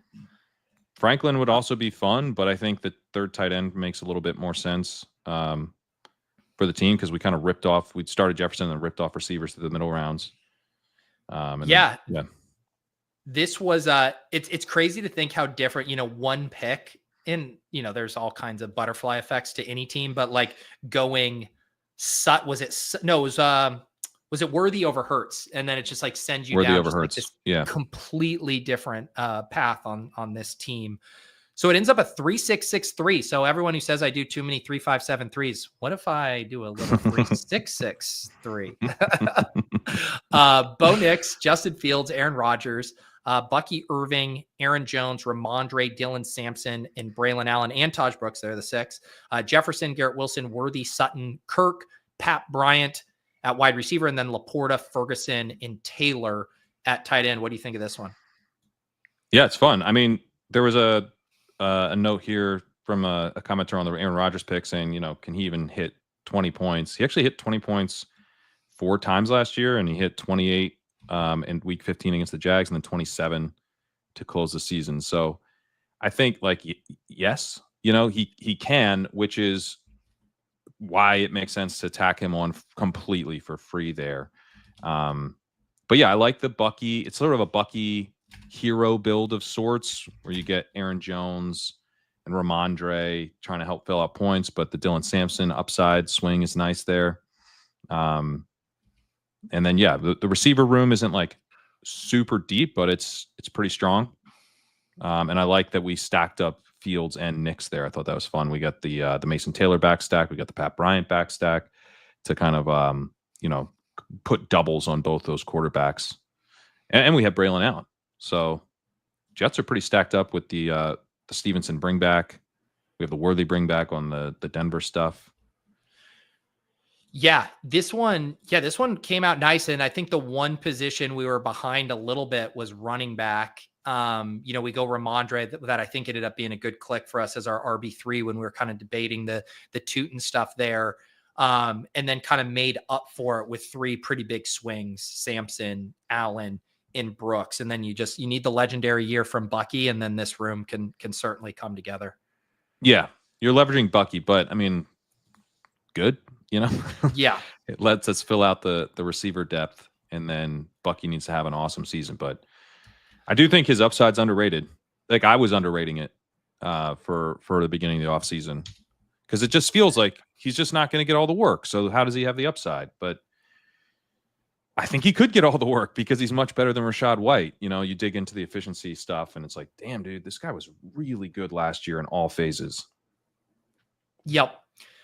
So there was an update, the chat kind of pointing me in the right direction of the Tom Pelissero link here. Sounds pretty nasty. Arrest report for Judkins from July 7th. The accuser told police he punched her with a closed fist in the chin lip area and later struck her in the left arm and thigh while they were in the car leaving the airport. What a wonderful goddamn fantasy sport we play where I have to read things like this out loud on air, but does sound pretty awful in that regard. And yet we still never know how the NFL is going to actually process this. Hayden's right, though, that if she wants prosecution, that's Drew Davenport's update was really kind of pointing to what she wants is going to be a big factor in this. So if she's pushing for the prosecution, then I think that makes it much more likely that we do get a suspension. Yeah, that's true, right? Because what was it like? Some of those previous, the Tyreek Hill or some of those incidents, and they're not wanting prosecution. I think Zay Flowers had one that kind of just didn't amount to anything because there was never any prosecution. So is there going to be a prosecution is kind of the first question as far as I understand it. And obviously follow, like, Drew Davenport's really good for this stuff. He'll, I'm sure, have an update pretty soon. Ant says people just need to stop hanging out here in Florida, Fort Lauderdale. That's where the ship chasing annual summer hangout and meetup is going to be taking place here in about 2 short weeks. And I can assure you, the ship chasing crew. That's host brain, man. You got to turn that off sometime. My connections. There's some segues that should not be made. We've instituted a tight curfew for everyone in ship chasing. Everyone needs to be back in their hotel rooms by 11. We'll be going around and checking on them. Sometimes the segues. The segue, I saw you were like, oh, it's so clean. It's so clean. Thank you, Steph. Steph can't wait for Miami. Steph, we can't wait to see you in Miami there. Yep, Charlie, who's been helping with the trip, is on board with mandatory bed checks there. Pat, as we wind down here, Leone going to be hopping on in a second. You mentioned some promos over at LegUp. Anything else people should check out? So Michael Dudner have an article out this week on the Week 17 is all that matters idea and kind of dialing that in for this specific year's payout structure. So that look for that. Matt Irby had a really good article last week on first read targets on the site. And then, if you missed it at the beginning, we are now offering a $20 bonus ticket to the DraftKings Best Ball Millionaire for Sidekick subscribers. So if you're a current Sidekick subscriber, completed the trial, if you're trialing, you got to fill out a form at legendaryupside.com/perks. You got to also enter the DraftKings Best Ball Millionaire to be eligible for the bonus ticket. And that's all you need to do.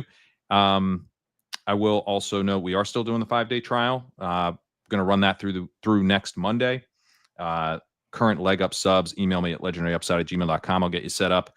I may not get you set up till tonight because I'm about to hop on a flight back to California, but I'll get you set up very soon with that 5-day trial if you send me an email. There you go. Safe travels, Pat. We will see you next time from your normal location. Are you good for ADP chasing tomorrow? Yeah, I'll be there. We're getting back in. I'm going to bed, waking up, talking ADP. Okay, there you go. Yeah, I believe Davis is out. He's on vacation this week, whatever that means for Davis being on vacation. Means he's going to be on Discord, only 70% of the time instead of 100%. But yes, Chope and Kerrane and Jacob will be holding it down there, and then we'll have ship chasing on Thursday as well. So we will see you next time, Pat, and let's bring up our guy Mike Leone. Paul Pezlesny. You're a psychopath. Travis Kelce, alpha play. Jamar, alpha play chase. Give me rookies or give me death. All right, Mike Leone joining us here, and I feel like it's almost like a mirror image of on Friday morning, Leone and I woke up after a night of hanging out with Pat Kerrane, and we're in rough shape, and now we gather again in the wake of Kerrane. It's hard to keep up with that guy. It is hard to keep up with that guy. That guy is. I think we were ready to call it a bar earlier than Pat, but Pat showed no signs of wearing down. That's right. Yeah, we went to the Comedy Cellar on Thursday night. Dink met up with us, had a very fun time, and then Dink was like, "I'm heading home. Bye, guys." And I think Leone and I were like, if the winds were blowing in that direction, we're like, "Oh, maybe." And then we closed down a bar, and it's hard to get thrown out of a bar in New York. 2 bars. Yes, I forgot about the first one. So that is I was in rough shape on Friday. I messaged Leone yesterday. It took me like a full 36 hours to recover. But it is New York City is not a young man's game. That's for sure. It is not. It was a great time though. It was really fun seeing you and Pat and getting to hang out. Yeah. Anyone good at this? We didn't see any like big names, but like 3 or 4 really, really strong sets there. No bombing, nothing of that regard there. But yeah, that was my first time to the Cellar. Love the energy. They have it like down to a science over there as far as like the in-person experience for the audience. So yeah, that was a real treat. Drew Dunn was the guy that we all thought Yes. killed that did really well.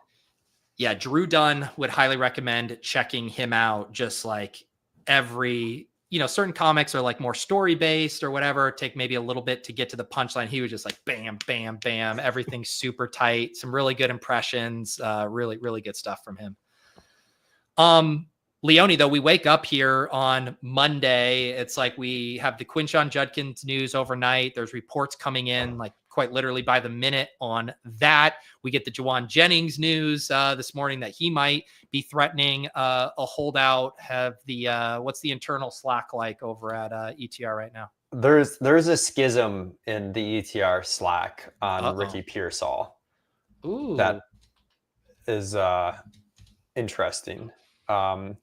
That I think the Jennings news isn't causing the schism, but it's bringing to light the conversation of the ball knowers are definitely very pro Ricky Pearsall, and then kind of the data guys are definitely more bearish.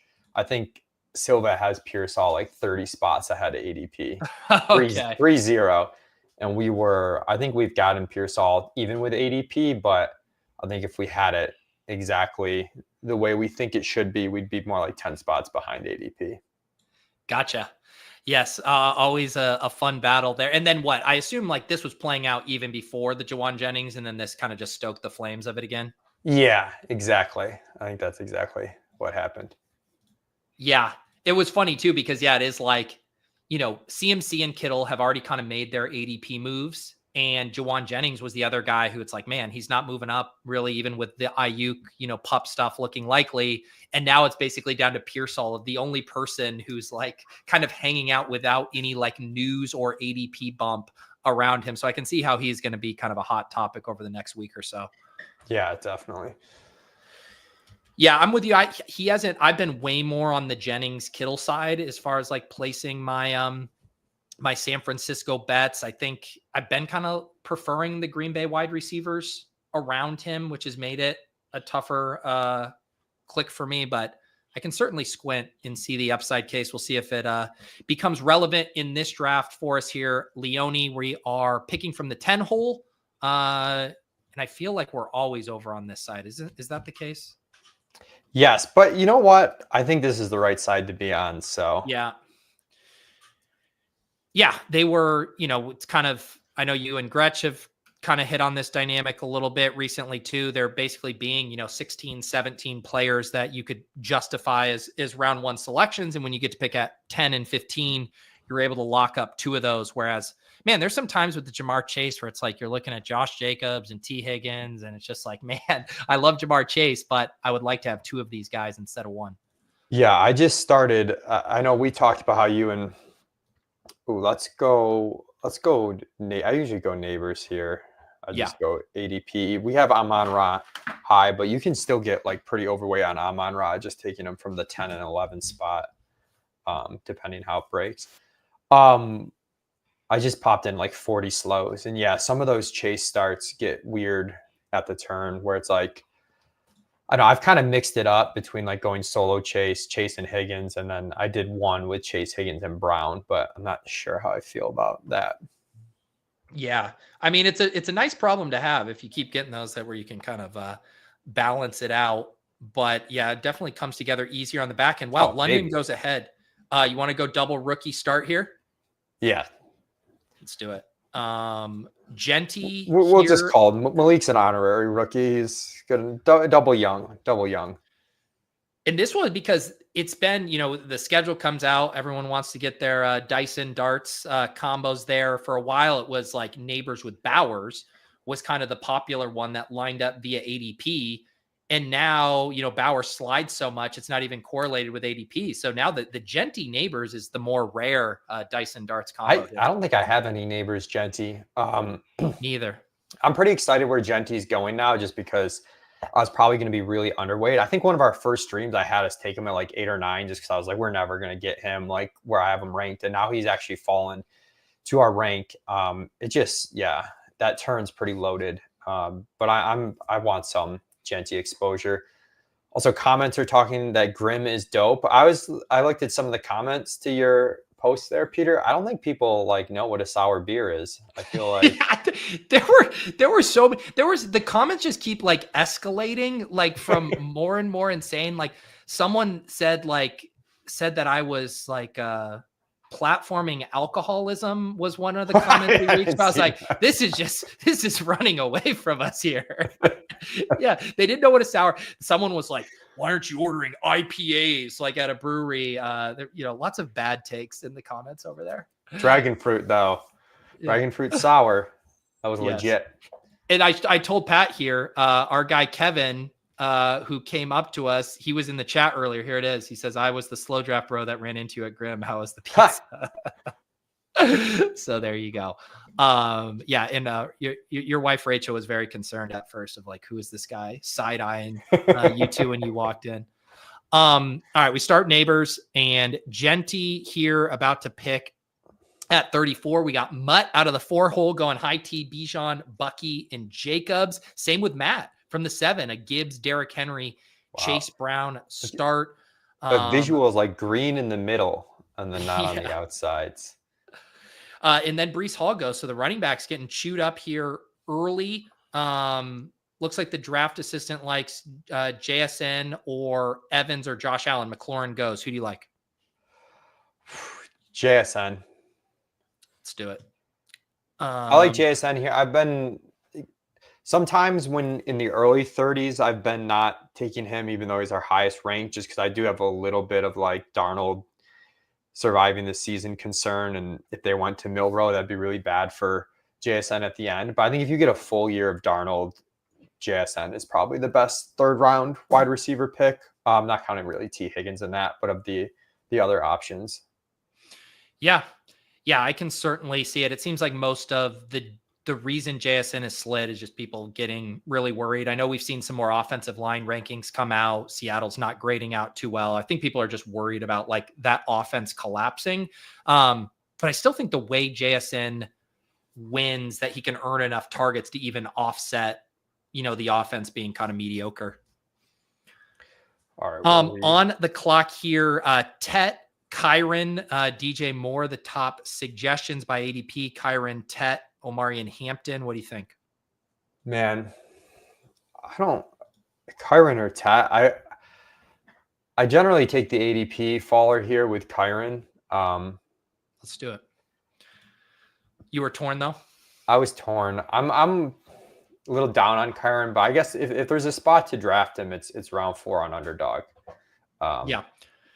Some of the other sites like full PPR, he even goes earlier. He's like one of those weird guys because the full PPR sites are a little bit more boomer, and thus he goes earlier when he should actually go later on those sites. Right.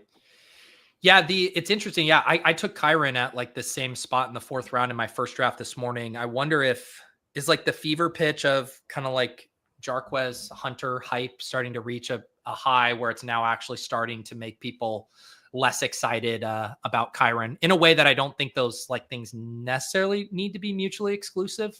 Yeah. And the nuance of these things, I just did a podcast with Colin Kelly of RotoViz, and I had a bearish Kyren take. So I feel like I needed to like be more bearish on Kyren, but this stuff's so nuanced that like 4th round, at that point, it's just a different, cost equation. I was having to wrestle with a similar dynamic in the first draft. I, took Waller with Tua, and like when the Waller stuff broke, I was just like, this guy's so dust. I don't want to touch him. Like, give me Jatavian Sanders, give me Theo Johnson. And then I'm like on a Tua team in round 17. I'm like, yes, Waller is the pick that I need to make. Like, you really start to the stack, you realize quickly, like, I think it's good to be able to separate your player takes from like the game you're playing and knowing like, I did not like Waller, but if I'm trying to win this tournament with a Tua team and I need a tight end, like this is the best pick I can make. And these running backs too, that I think are just a little bit more valuable in best ball than like redraft. Sometimes I'll just stay away from a back that I'm scared about, right? Like it's just not worth it. The reward's not worth the risk. Best ball is just such a different game in terms of like, just getting that projectable volume, usable weeks throughout is like fine. If he just stays healthy and the offense is okay, we're fine. We don't necessarily need him to hit that legendary upside. Yep. Shout out Charles, gifting the membership. He received one. Our guy Shady Advice dropped a gifted membership bomb in the chat earlier, 50 of them. So Charles paying it forward here. Appreciate that. Thank you again to Shady, and thank you to Charles for paying it forward. We're about to be on the clock here in the 5th round. Travis Hunter, Chris Olave, Joe Mixon, the top suggestions. Hunter, Mixon by ADP and by rank. Yeah, I mean, it's Hunter here.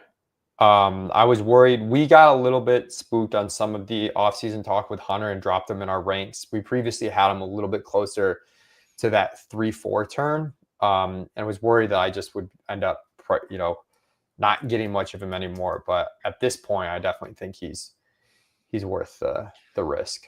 Does anything give you more smug satisfaction than when the rookies you're behind on fall to your rank or slightly behind your rank? I know nothing brings you more joy. Yeah, that is pretty awesome. Well, a lot of times it's players that I want to like, but I'm just like, this cost is out of control. So I do actually enjoy it, mostly just so I can actually get some of the player and not be totally shut out. The chat pointing out the bye week bros are going to be after us. We are on the clock here, though. Jauan Jennings in the news, but at the top of best available, Trevion Henderson, RJ Harvey. ADP, it's Jennings, Connor, Harvey, Henderson by ranks. Jennings or Henderson. All right, let's do Jennings here. You robbed me of a 3rd rookie. I just want that known.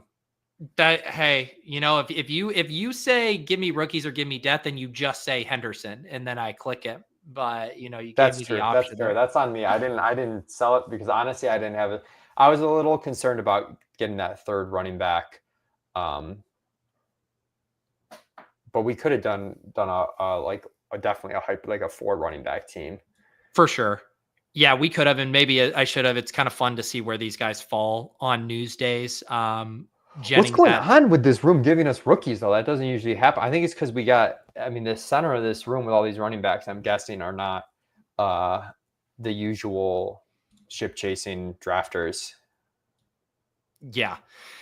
Yeah, the rooms they've been taking on like very different personalities. Like my first draft, I had like barely any rookies, and then my second, I had like 7 rookies on it. So it's just like none of these rooms are the same. So let's do a quick recap here. We got the 4 wide receivers and 2 running backs. Neighbors, JSN, Hunter, and Jauan Jennings at wide receiver, and then Genty and Kyren at running back there. But yes. Where are you on Harvey versus Henderson? It's funny. I prefer Henderson. And I've just been more stunned that Harvey like he's falling like a little bit. Like I'm starting to get more of him. I took him on an earlier draft this morning around this same range. But to me, with the Dobbins inclusion, I think then like give me the running back with the better profile in Henderson. I just like he was everybody's, RB2 before the draft. I just think he's a really exciting prospect with like probably less shenanigans than RJ Harvey's going to deal with Sean Payton, but maybe that's a bad take. Maybe Vrabel's going to have just as many shenanigans. No, I mean, well, I hope it's not a bad take because that's basically exactly my take, which is like Harvey's now dropped to the point where I'll draft him, but I still prefer Henderson over. We've had Henderson ahead of Harvey, ADP aside for pretty much the whole offseason. It's a pretty stark difference in their prospect profiles. Yep. Yeah. And I mean, I think before the Dobbins thing, if he was just rolling into the season with just, Estime and Jaleel McLaughlin, like I can certainly see why that would be the case. But I think Dobbins is a pretty significant roadblock early on for him. Okay. We're about to pick at pick 82. The assistant like Shakir, Aaron Jones, and Josh Downs by ADP. It's Reed and Shakir. By rank, it's Downs and Shakir. Jaden Reed goes. Yeah, I'm fine with Downs or Shakir here. Who's your preference? I mean, I'd probably homer it and go Shakir. Well, since I bullied you off of Henderson, I'll let you get Shakir here. I mean, Downs is the more exciting profile for sure. If you look at the yards per route run stuff last year, if he's able to run more routes, you see more upside in him as a player. But I think Shakir's role with Buffalo is extremely solidified after last season. So, and there's less, there's some routes where, the Colts play Anthony Richardson and just not great for the pass catchers and whatnot. So, that also, I was going to say if Ibuka came back, that also opens us up for another like fun wide receiver pick because Shakir's Mooney, Hawkinson, or Downs' twin Michael Pittman here. You got a preference? ADP is Mooney. I think I would go Hawk. I think I go Hawk. Let's do Hawk. Yeah, we'll grab Hawk here. Pat and I did a similar thing with Laporta. You kind of end up in this flat spot, and all of a sudden, Laporta and Hawkinson start to look pretty good. So we got a 2-5-1, Genty, Kyren, Neighbors, JSN, Hunter, Jauan Jennings, Khalil Shakur, TJ Hawkinson. The only quarterback with a teammate on our drafted players list that's off the board is Allen. All the other quarterbacks still in play. Yeah, I really like JJ McCarthy. And sometimes knowing the quarterbacks you're ahead of ADP on later will kind of impact who you take early. So we're a little bit light on the San Francisco skill players overall, but we're ahead on Purdy. So, it's nice to get Jennings at cost. And then similar with McCarthy, although I think we're actually ahead on Hawkinson too, but we're definitely ahead on McCarthy. So just opening up those stack avenues. Plus, I feel like we're with having 5 wide receivers already, and kind of like the Jennings, Shakir types in there, we can maybe keep open some like rookie wide receiver stuff later. Yep. And then a couple things. We are drafting we got the draft assistant here from ETR up on the board. And also because Matt is my randomizer producer and lead writer, reminds me to promote this week on the randomizer, Leone. We got our first ever head-to-head cage match style randomizer. We're going to have John Daigle from ETR squaring off against Emo Cowboy and they might be taking on certain wrestling personas for this randomizer draft. So immediately following the show, I'm going to put the promo tweet up. So if you guys have any prompts that would involve them competing head to head against each other, we'll get up there. But should be a wild randomizer this Wednesday at 2 p.m. Eastern there. I like the head to head facet to the randomizer. Yeah, we'll see how it goes. You can't, if it's a competition, you can't cop out and go light after one of those prompts. You really got to go for it. Yes, and we got the writers' room. We got lots of people steeped in wrestling lore and history here. So I'm expecting some big things from everybody on Wednesday, and it's going to be a good one here. All right, at 105, Leone. Let's see what we're working with here. Yeah, I think I'm with the tool, and I'd go Purdy here. Yep, I don't think Charlie would take an unstacked Purdy here, so we should be able to get him stacked up with Jauan Jennings. Let's go ahead and I'll put him in the queue and just make sure we're not missing anything. Tyrone Tracy, Caleb Williams would be unstacked. Seems pretty clear. Trey Harris is fine if we want to go rookie wide receivers. Talked about that. Yeah, let's do Purdy. Have you noticed the stuff about we have all the second round rookies who haven't been signing their contracts? There's like a holdup right now with all of these. Do we have any concern about those situations? I don't think so, because it's like so unanimous. I feel like something's got to get sorted out, but I mean, just admittedly, that stuff's not really my forte. I haven't been baking it in at all. Yeah. Yep. Especially too, it's like the rookies are, by just their median projection, are all going to be slightly overvalued by ADP. You're drafting them because of the late season spike anyway. So like this slow start, missing camp stuff. Yes, it's not great for rookies, but it's also not even necessarily why you're drafting them in the first place.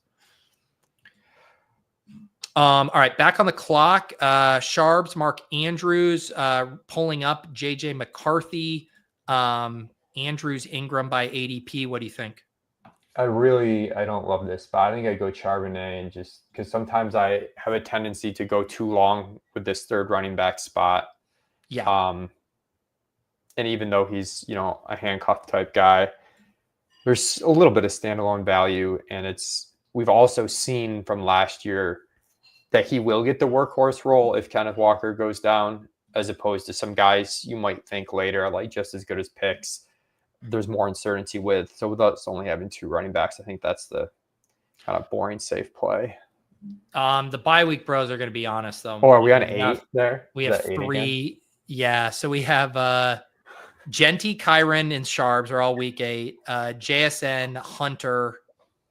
I guess it's just JSN. It's really just the 3 running backs are. That wasn't our best move, but We got this. We got this. It was kind of like, it was 2 things, right? Like Sharps in a flat spot who also pairs with JSN, or trying to sidestep the week 8 element. Yeah, we're gonna survive it. We are hoping that week 8 is not all that matters. We're hoping that other weeks matter with this build. I wouldn't overreact to a bye week thing. It does make me maybe want to draft like our 5th running back a little sooner than I normally would, to get someone that has like a higher likelihood of seeing the field. Or if we go late, like a Justice Hill type, that's kind of boring, that maybe normally wouldn't fit in this build, just to like try not to take, a full 0 in that week 8 spot. Yes, for sure. Yeah, and you sometimes get in the spots too where like the specific bye week matters. Like say you have 2 quarterbacks with a week 5 bye, and you're like, I got to have a 3rd quarterback. It's like, well, you can't take Jackson Dart, because Jackson Dart's probably not going to be starting by week 5 to even cover you anyway. So you have to think through like, what is the player that can actually make sense to cover me that week? Yeah, you either have to just accept it, or and we actually get. Yeah. So we're about to pick at 130. We have a 1-3-5-1 build. Purdy with Jennings. We got the Genty, Kyren, Zach, Charbonnet trio. We got Hawk at tight end, and then the receivers, Neighbors, JSN, Hunter, Jauan, and Shakir here. Spears goes Loveland, the top here, although I recently just saw some stuff about his injury, although not necessarily the worst thing. What do you think? Yeah. I think I'd go Loveland here. It's another. I'm trying to think through our quarterback spot. It's kind of weird. It would be. I think we could probably go. Now, actually, we probably should have taken Lawrence because Hochberg has BTJ, and we'll probably take him. Herbert is the big faller here, but he also I haven't drafted Hunter in so long that like my brain skipped over that was a stack for us. We'll see. Hochberg might go Herbert because he's the big ADP faller and he has Trey Harris. He does go Lawrence there. You could build a backdoor stack with Herbert if we wanted. We could also go. Yeah, there's backdoor love stuff too with Dobbs. Or Wick super late. I kind of thought, that didn't break great for us. No, we should have taken Lawrence. That was a mistake. Do you want to do Love? Do you want? I kind of want to go Javonte and just like figure out the quarterback situation later. I feel we made a mistake, and I don't want to like chase the mistake. Then let's see what comes back to us and get at least one by week 8 running back in there. This might end up being a team where we take a shot on one of those uncertain QB rooms late, and we just end up with a weaker quarterback room, which isn't ideal, but it happens. Javonte Williams, he's going to cover our week 8 buys. Are we worried he's going to have lost his job to Phil Maffa by week 8? I mean, we're worried. There's a whole aren't you worried? We're always worried. Yes. Then maybe that should be a Best Ball Bro character, guy who's worried about every single selection he makes, bleeding the clock down at 101 just with the Jamar Chase. It's just like, what if this is the year he flops? Here's the team so far, though, to recap where we're at. Brock Purdy at quarterback, Genty, Kyren, Sharbs, and Javonte at running back, Neighbors, JSN, Hunter, Jennings, Khalil Shakur at wide receiver, Hawkinson, Loveland at tight end. It was interesting that the assistant was still liking Goddard for us as a third tight end there, but maybe just speaking to how flat the rest of the board was. Yeah, I think two things. One, I do think the assistant is maybe a little too prone to like give you that third tight end. But we are in a build that could go 2 or 3, and we just have Goddard and Loveland so far ahead of ADP. Like we're like a full round ahead of ADP on both those players, which is kind of rare for us. So the assistant's gonna just shade that ranking discrepancy relative to the other players is just so much bigger. Oh yeah, my bad. I forgot to upload the ranks. We get them through the assistant, but I need to get the best ball ranks in here. I'll do that after this one so we can kind of compare some of those things. But let's make sure that we are paying attention here. 3 picks away, pick 154. We got a 1452 quarterback. Bryce Young, Cam Ward, Gino with Genty is also in play. Gino and Genty, we got the game stack there. That one's a nice one. Wide receiver, kind of the usual suspects in this range. Brown, you can go Gino with Bech here. Yeah, if you really want to lean into that. And then obviously Bryce is usually pretty backdoorable. But I think honestly I'm on like I wouldn't mind Gino with the Gino stack at this turn, and then like pushing the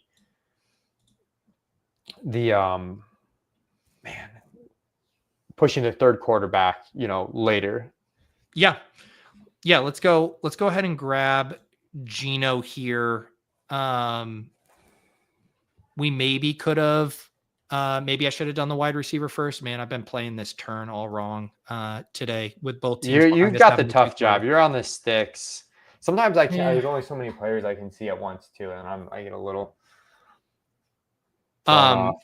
We should be good here, though. Goes Hollywood, Tank, Strange. He's got 7 wide receivers, so should probably grab a running back. So we can go Bech here. You like Bech at 159 on a Geno turn? Yeah, I think let's get that stack, and then I think most likely play one of the quarterbacks we can, maybe roll naked as the third quarterback, like an Anthony Richardson or a Cam Moore. I mean, you can still do Danny Dimes. Had we done Downs earlier, I'd be into Dime. I think when you have a Colts receiver, their better outcome is if Dimes is the quarterback. So I like kind of using that as my tiebreaker when I get in a spot where I'm taking a Colts as a third QB. We found Pete's best price. I mean, we've had since my anti-Bech hate, he's I think dropped about 35 picks. So I get the same smug satisfaction on Leone of watching people draft him at 120 in those opening, and now I get to grab my shares at 165. It is crazy though, like how many of the rookies just do eventually end up dropping. Yes. Here, I just wanted to pull up because you're mentioning the Loveland stuff. So you guys have him at 114, ADP of 128, Goddard 124, ADP of 138. So some if you're an ETR sub drafting off ranks, you're going to end up with a good chunk of those two guys. And I forgot, someone tweeted, I think maybe it was Easy tweeted the other day, like how much the tight end ADPs have changed in that tight end 7 to 13-ish range, 7 to 14-ish range. They go so much later than in past years that I think it's an overreaction by the market a little bit. And that, at least that's what our stuff is saying. Yeah, Easy had a graphic, I think, up on his Twitter. Yeah, here it is. Looking at them, he's looking at 2022, 23, 2024, in this tight end 4 through 13 range, every single one of them going much lower than the average of the previous 3 years. And then what happens is it's kind of a exponential impact where it's like those tight ends are way cheaper as a range, which we don't necessarily think is right. And then we might also disagree on like who the tight end, like we have Goddard 2 spots ahead of his positional ADP. I'm going to put some stuff in the queue here. McMillan, Dowdle, Jalen. Yeah, I like Noel more than McMillan for this team. Okay. Yeah, let's actually let me get these guys out of the queue. Yeah, we'll go no. What a rush that was. Dude, I clicked so much Jalen Noel. Like I'm getting to the point where even for me, I'm like, holy shit, I have a lot of Jalen Noel. It's just like every draft I'm at like pick 180 and I either have Jacksonville stuff, I have Stroud, I need a rookie wide receiver, and I'm just like fucking Jalen Noel every time. Yeah, I felt like we were in a good spot to take a rookie. I mean, I guess we took back-to-back rookie receivers there, but we took, with the exception of Hunter, we have 4 pretty safe wide receivers volume-wise early. Adam mentioned Darnold. That would have been in play for us, I think, at 178 as a third QB with Sharps and JSN, but he went 2 picks before us here. All right, we're back on the clock. McMillan falls. Slayton, Giddens, if we want to swing back to a running back. What about Ford with the Judkins stuff up in the air? I've been out on it just as I was thinking it through, but I gotta give me olds or give me death. I'll give you Jerome Ford on this team. Give me some olds here. Give me some really old, boring plays. As long as Samson was off the board, which he was. Yeah, no, I prefer Samson for sure. Let's see here. Jerome Ford, week 8. This is the Leone teams. The Javonte Williams, Jerome Ford, 2 picks. This is how I know I'm drafted with Michael Leone. Just wait till those guys score 6 points each in week 8, and we advance by 2 barely points out advance. of our pod. Yes. And then we will go back. We will go back here. What are the settings that you I think I still have these on week 17. So I have probably on my own personal settings the ADP way up a little bit higher, and then I have 15 and 16 pretty equal. So I have week 15 moved up. Gotcha. Yeah, and then I think I have the team stacking importance a little bit higher, like a little bit more separation between that and the opponent stacking. So Okay. There we I go. think that's like roughly. I was just trying to see like what sliders could I move to make Jerome Ford not show up as a possible suggestion. I think it's hard. It'd be so hard to quantify, but I actually think it would be cool to have a slider that's like, upside versus base projection, kind of based on what your team needs. It's just, Yeah. it ends up being like pretty subjective, and I think it'd be hard to integrate. But I like the idea of doing something like that.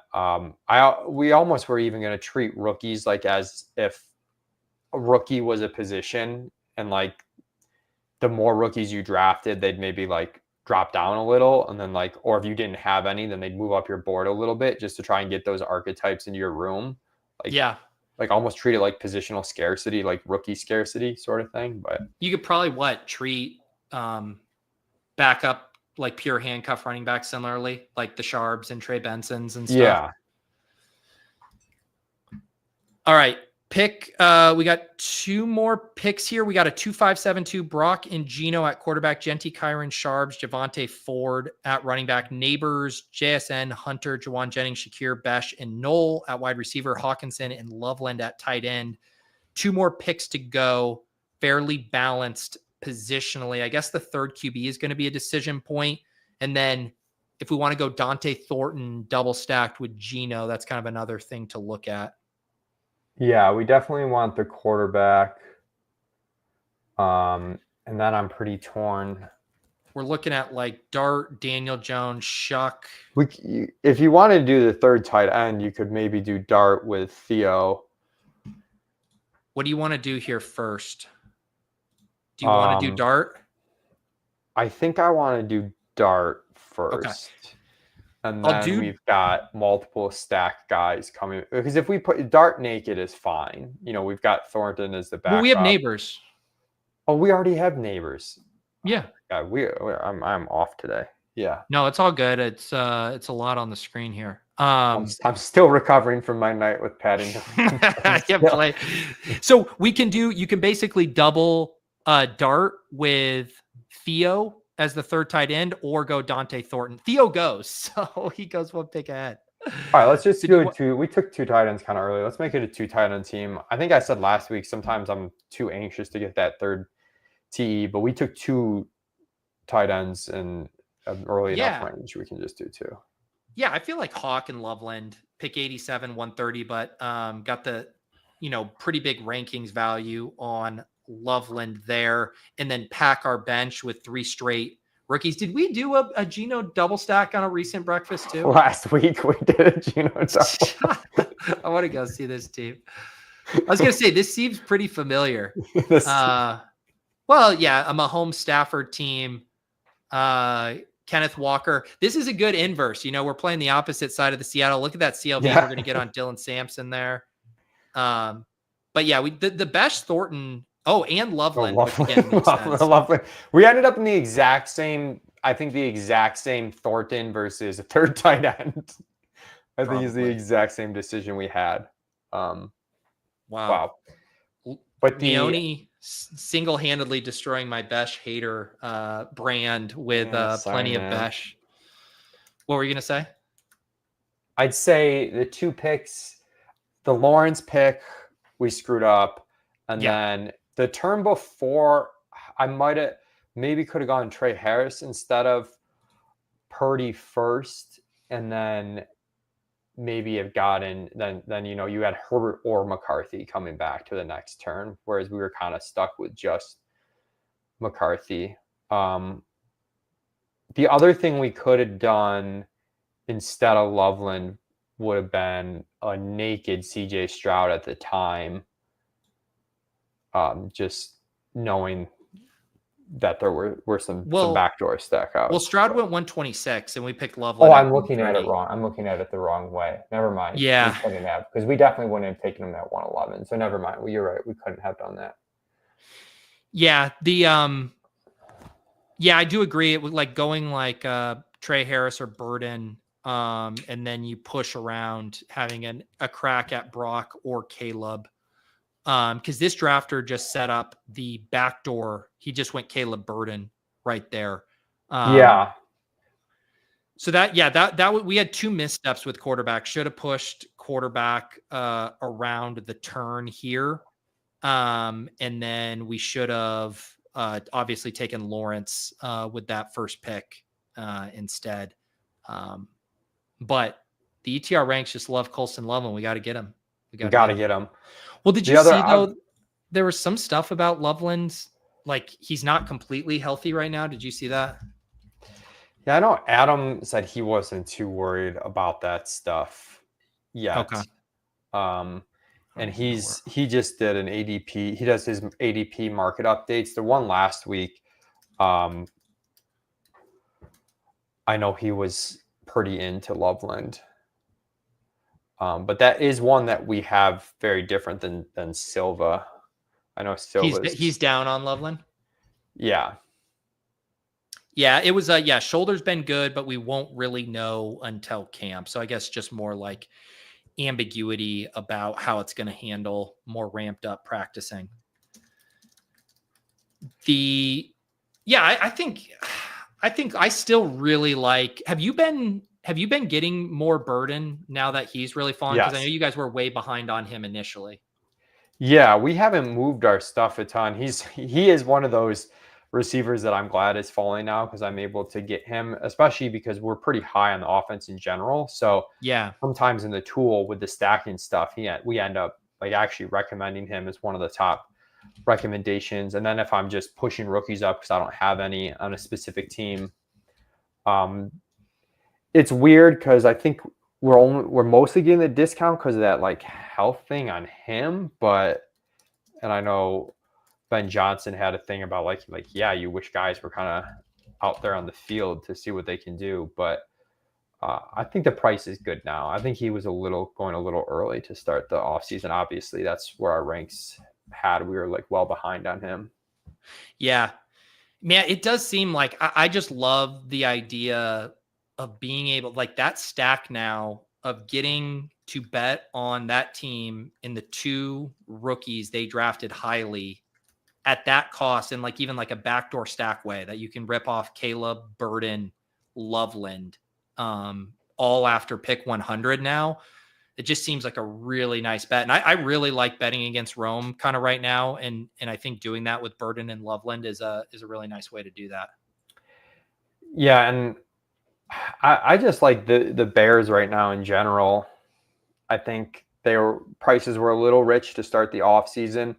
Kind of everyone identified this as a team that could take a big step. But as we've gotten into the summer, even Rome, I know you said betting against him, but like he's gotten a little cheaper. Moore's gotten a little bit cheaper. If I'm remembering correctly, because I think Moore was more like third round. Now he's more like middle of the fourth round. And Caleb himself, I think, was closer to pick 100. I should be fact checked on all of this, but yeah, he has. I just have a hard time with the Rome price relative to some of the other receivers he's going around. And when you're getting like a 5-6 round discount on him relative to Burden and Loveland. I guess where did he go in this draft? Rome went, he went early in this one. Like he went 52 in this draft, but his ADP is much lower than that. His ADP is it's 60. Like 60. It's like right at 60, which is like positionally he's going, I think we're a spot behind his ADP positionally, but we're right in line with the overall ADP. So I'm like pretty neutral on the price. Maybe has a bit more upside than like where we took Jennings. I would have been fine taking Rome, and that's kind of one of the receivers that goes right after him by ADP is Jauan Jennings. Addison, Judy go around there. So he's maybe you're paying a little bit for the upside. I forgot where it was. I saw something though on like these year 2 wide receivers that break out after having a disappointing year 1, and some of them involve like situational changes, like coaching or coordinator changes. And obviously that's what we're getting from a Dunze who was, top 10 overall pick. But it was pretty brutal year one. Well, Leone, as I pull up the draft report here, this was you once famously said, "Give me rookies or give me death," and you got 7 rookies in this. So, do you feel like you've avoided death? I've avoided death. And we even passed on Harvey and Henderson, and we could have had more. Yes, I know we could have. So here's the team for our audio listeners. We end up with a 3-5-8-2 build. Brock, Gino, and then we tacked on Dart. We have Genty, Kyren, Charbonnet, Javonte Williams, Jerome Ford. I brought up the week 8 bye week issue, and Leone said, "God, we need to take advantage of this or take care of this with Javonte and Jerome Ford." Our wide receivers: Navers, JSN, Hunter, Jauan Jennings, Shakir, Jack Bech, Jalen Knoll, and Dante Thornton, and then Hawkinson and Loveland stacked up. We already kind of went through a couple of the little missteps at the turn, but overall, how do you feel about this team? I feel okay. I mean, it definitely wasn't our cleanest draft that we've had. But, ultimately we get the ADP value, we get decent roster construction in terms of the right capital at the right positions, and we get 3 stacked quarterbacks. Quarterback room a little bit weak, but not like absolutely dreadful. Yep. Yeah. And yeah, ADP value here, we were having to kind of, there wasn't a ton of ADP value to be had in this room. This is kind of our MO and how I think it kind of should look, where you're getting slight ADP values early. And then when you're getting late, you don't really have the ADP value because you're making selections based way more on what you've already done in the draft. Yeah, 100%. Seeing how many wide receiver values fell, I do kind of, like, totally hindsight, it would have been interesting if we made the Henderson pick and did a 4 RB team. And because a lot of wide receivers just seemed like they kept, like, those were the best picks. I know we even passed on like Hollywood Brown falling quite a bit. It's just, we just couldn't take on the ADP value at that point because it wasn't correlated and not a position of need. But there were like small wide receiver ADP fallers throughout.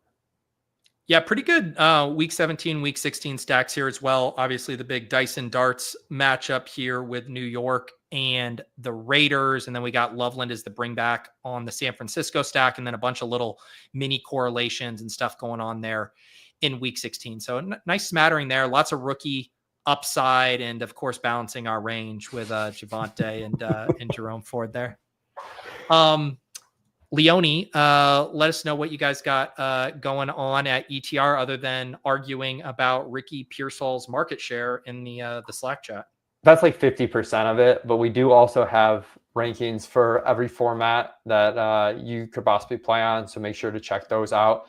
Also check out Establish the Edge. Gretchen and I have done 5 of the 8 divisions for our offseason projection special. He just DM'd me this morning. We're trying to set up recording the final 3 over the next 2 weeks of those. Definitely want to be done by the end of July. So yeah, be on the lookout for that.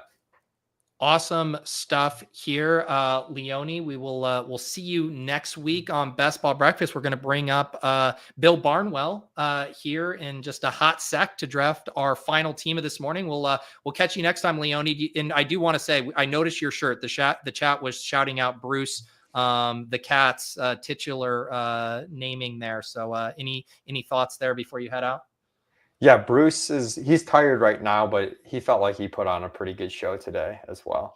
He sure did. All right, Mike, we will see you next time on Best Ball Breakfast. Peace out. All right, it's ESPN's Bill Barnwell looking dapper. I was going to say, are you going to go to an Around the Horn recording right after this? But that show's no longer in existence.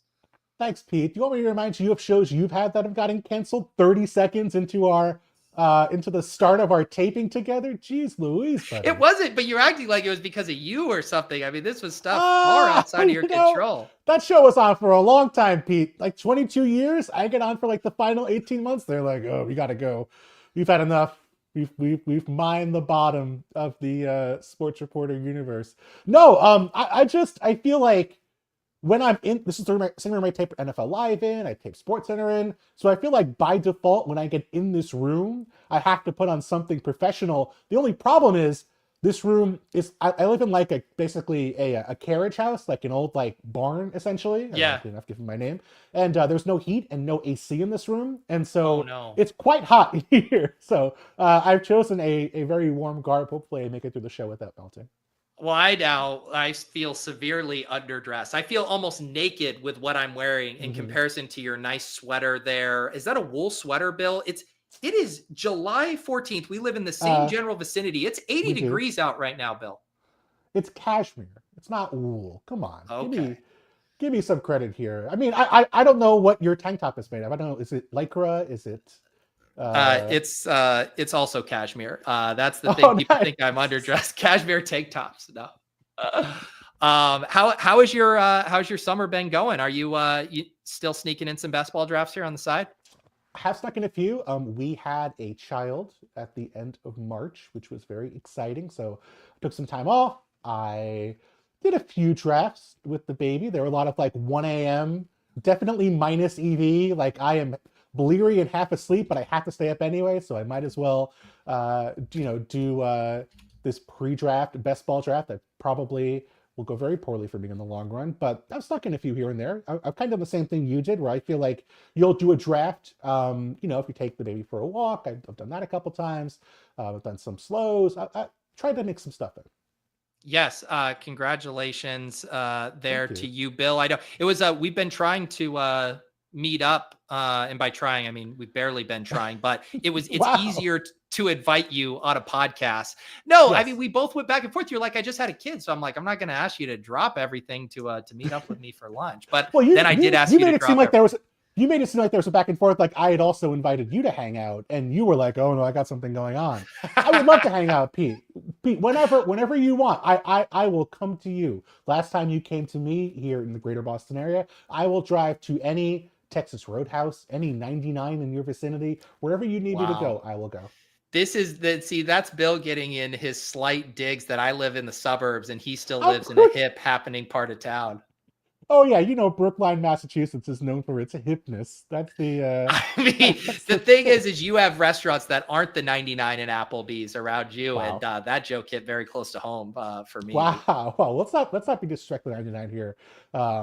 You could probably get a decent spot, like like radio shows will do their they'll do like the morning show and it'll be in a restaurant or like a bar or something.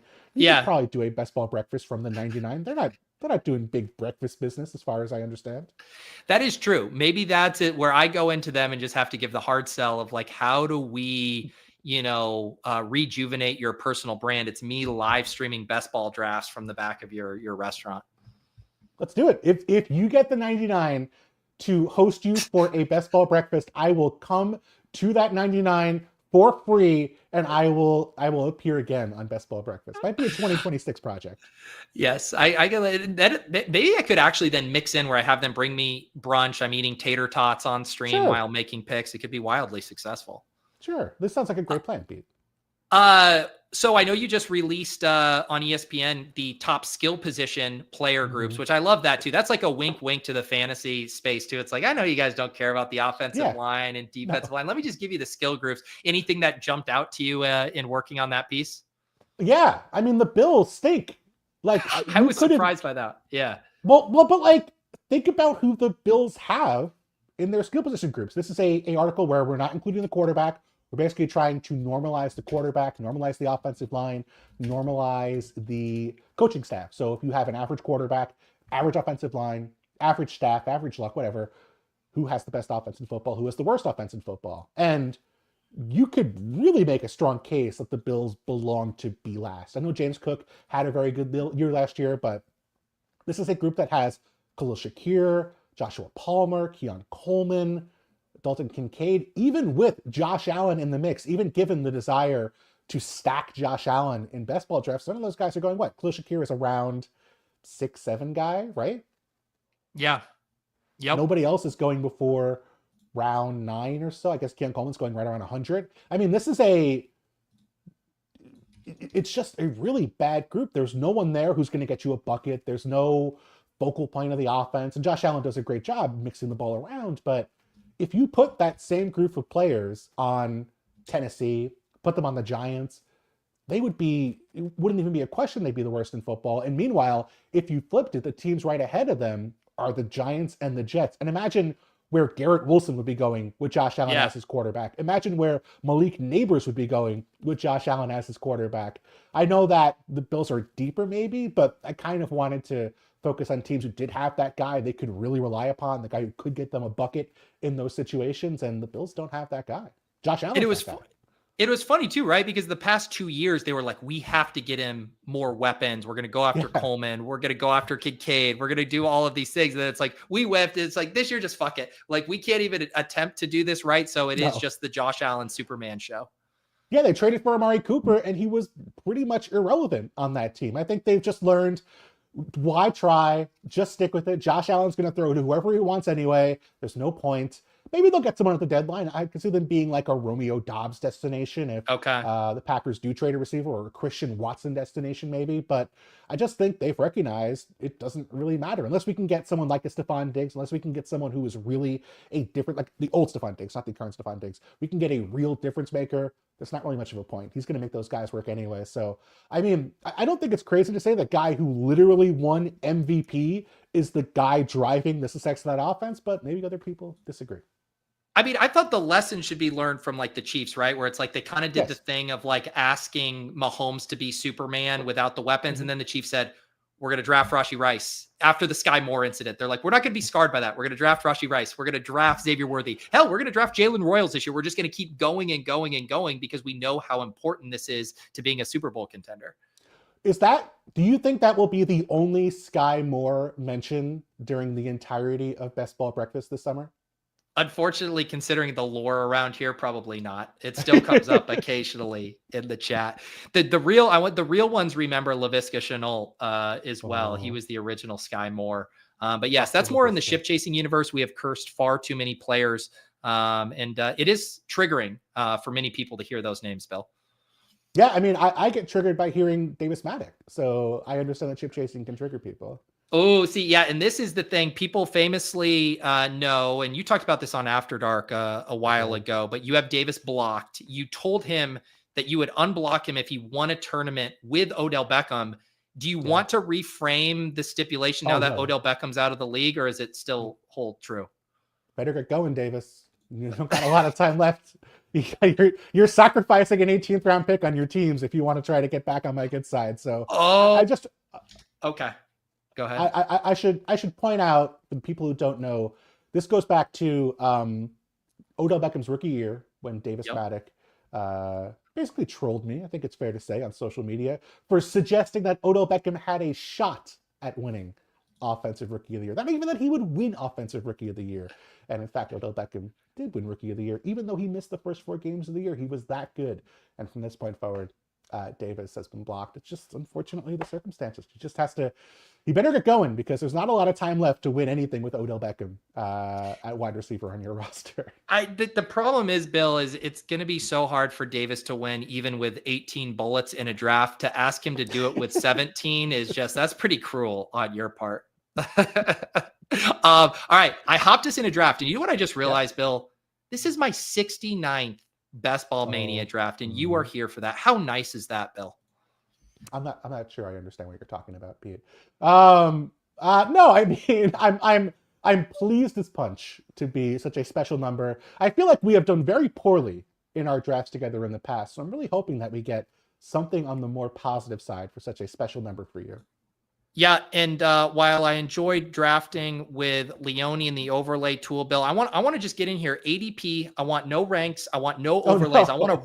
I want to raw dog it for my 69th draft with Bill Barnwell here. Does that sound good to you? I would prefer not to comment on anything you just said.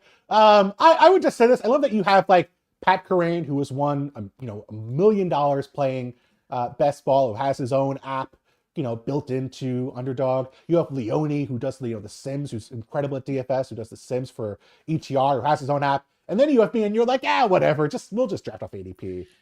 Hey, just really comparing the relative. Well, here's knowledge the levels thing. here. It's like, I want the Bill Barnwell draft experience. I want the Bill Barnwell takes. I don't want us looking at, Colston Loveland 14 picks ahead of ADP and being like, I guess we have to take him. I want your beautiful brain painting a Picasso in this draft room, Bill. Yeah. So you assume I'm just drafting off ADP. You assume I can't be bothered to download a CSV. That's what it sounds like. Do you make your own ranks for drafts? No, I do use the ETR ranks. I trust them over my own instincts. Obviously, I have players I like and don't like. I'll reach here and there, or I'll ignore a player here or there. But it really depends on the structure of what I'm building. And I don't really have strong player takes. I'm very streamer-esque in that way, I suppose. And so I'm open to suggestion. All right. Well, here's our first one. Puka, Christian McCaffrey, Malik Neighbors, Nico Collins. Who do you like here in round one? I would say Christian McCaffrey. Certainly, it feels like if you're drafting, hoping to be right, Christian McCaffrey feels like the right choice to make in terms of what the potential massive upside of having Christian McCaffrey on your roster could be. And now that the Niners are going to have no receivers, it's even better. Christian McCaffrey is going to be their only wide receiver, apparently, or only pass catcher on the roster. I know you're joking, but do you have any? Is there any actual concern that you think Jauan Jennings might not be on the Niners or playing week one?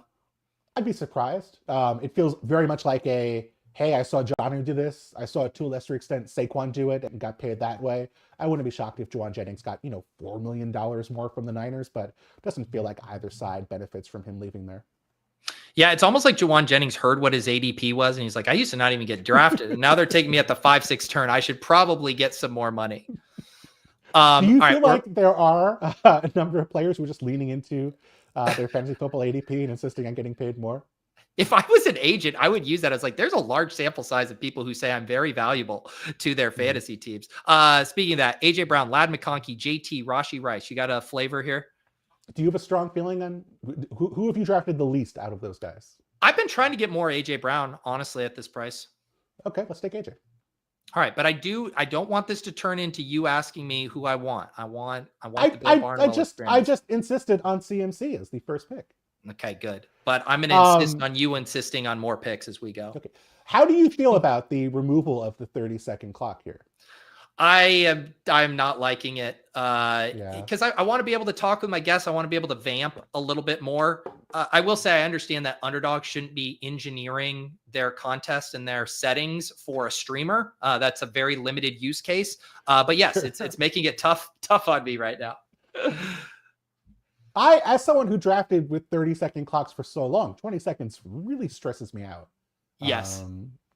I think that's the part that I'm most concerned about. I don't want to have anxiety doing fantasy football drafts. Like, I have enough anxiety in my day-to-day life, especially now that I have a human being to take care of. So adding a 20-second clock makes it much worse.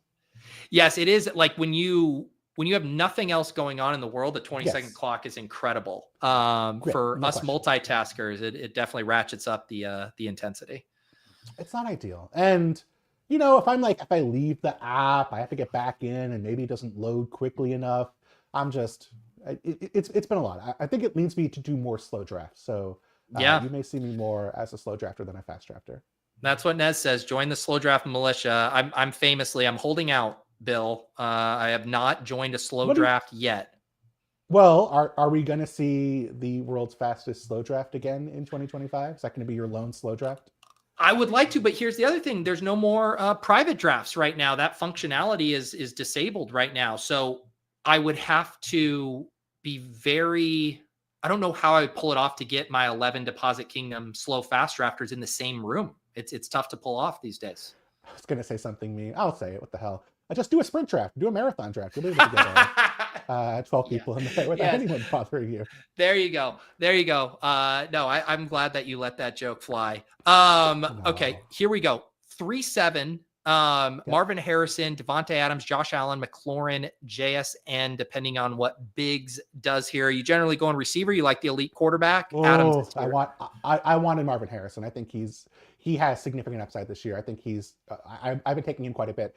I would go Josh Allen. We talked about the Bills. We just talked about how terrible their skill position players are. It just feels like there's so many paths you can take to build different versions of the Bill stack, right? Like, it just seems like you open up all these different ways you can go. You could take James Cook if you want. You can go Shakir, if you don't get any one of the players, you don't feel like you like missed out as opposed to so many other stacks where it feels like if you don't get, even if with Lamar, if you don't get Zay Flowers, you can survive, but it feels like you missed out on an opportunity.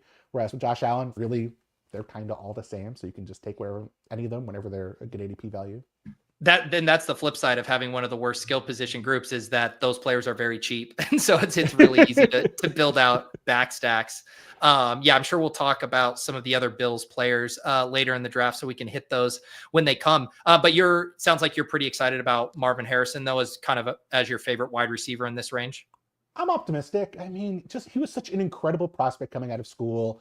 I know that it's been portrayed as like they basically didn't know what to do with him and just kind of stuck him on the outside. But that's what he was supposed to be. He was supposed to be a guy who could win on the outside. I just think there's enough people who have been taken in that range. Larry Fitzgerald is kind of maybe the most optimistic version where he almost doubled his receiving yardage from year 1 to year 2. I just think given how good of a prospect he was, given that he has a pretty decent quarterback, they play in a dome, I just think it's unlikely that he's going to be, a total bust. I think he has more upside cases than potentially being, a disappointment.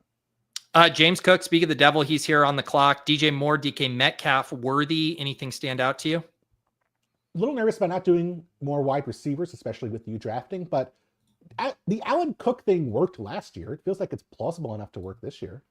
Yeah, I like it. I mean, we talk about the correlation stuff a lot in that, like, yes, they're negatively correlated if one's getting a goal line carry, the other isn't. But over the course of the season, if all of the touchdowns are counted by these two individuals and the Bills have a top 5 offense, that's going to work out pretty well. We saw Allen and Cook work, and we saw Hurts and Saquon work last year. I do think it sort of breaks your brain a bit, like you're trying to make it work, but we have seen it succeed. So I don't think it's out of the question if you take, Allen to think that if that's one of the most productive offenses in football, and it was last year, that they can both have, double-digit rushing touchdown upside in addition to whatever else Allen provides you as a pass catcher. And Cook's a pretty good receiver as far as backs go. Yeah.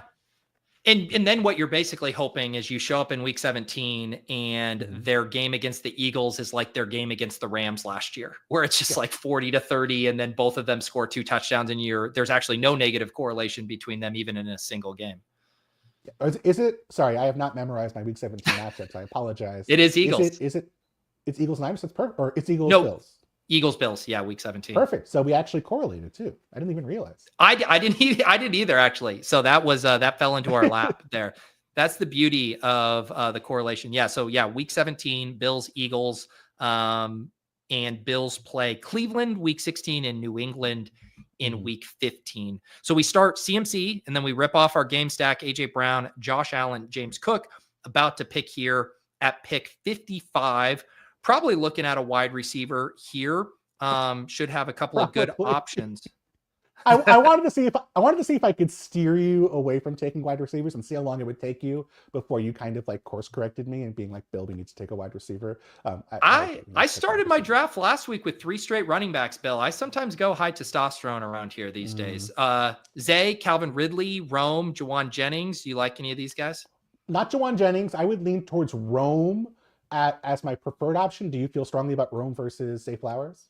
I prefer Zay, but I'm gonna give you Bill. You heard me talking shit about Rome right before you came on the air, so I feel like this is how you twist the knife. I like it. Well, you had a good question earlier on about not taking enough rookies and sort of why we take rookies, because, and the reason why, and I don't think it's a secret, is because you're hoping for players who massively exceed expectations, who massively exceed variance.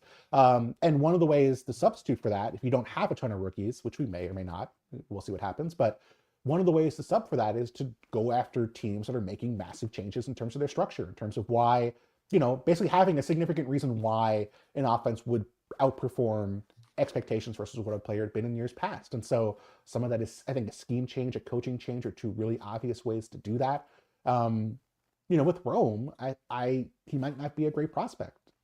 He might just be an overdrafted guy, or he might be a player who is in a much more pass-friendly scheme and ends up as a second round pick next year. I just think it's easier for me to take that shot versus someone like Zay Flowers, where I do think the average Zay Flowers season is better, but there's probably less variance because we've seen Zay Flowers, even as a good young player, really be with the same stuff he's going to be with this year. Like what are the paths to Zay Flowers being a 1,400 yard receiver?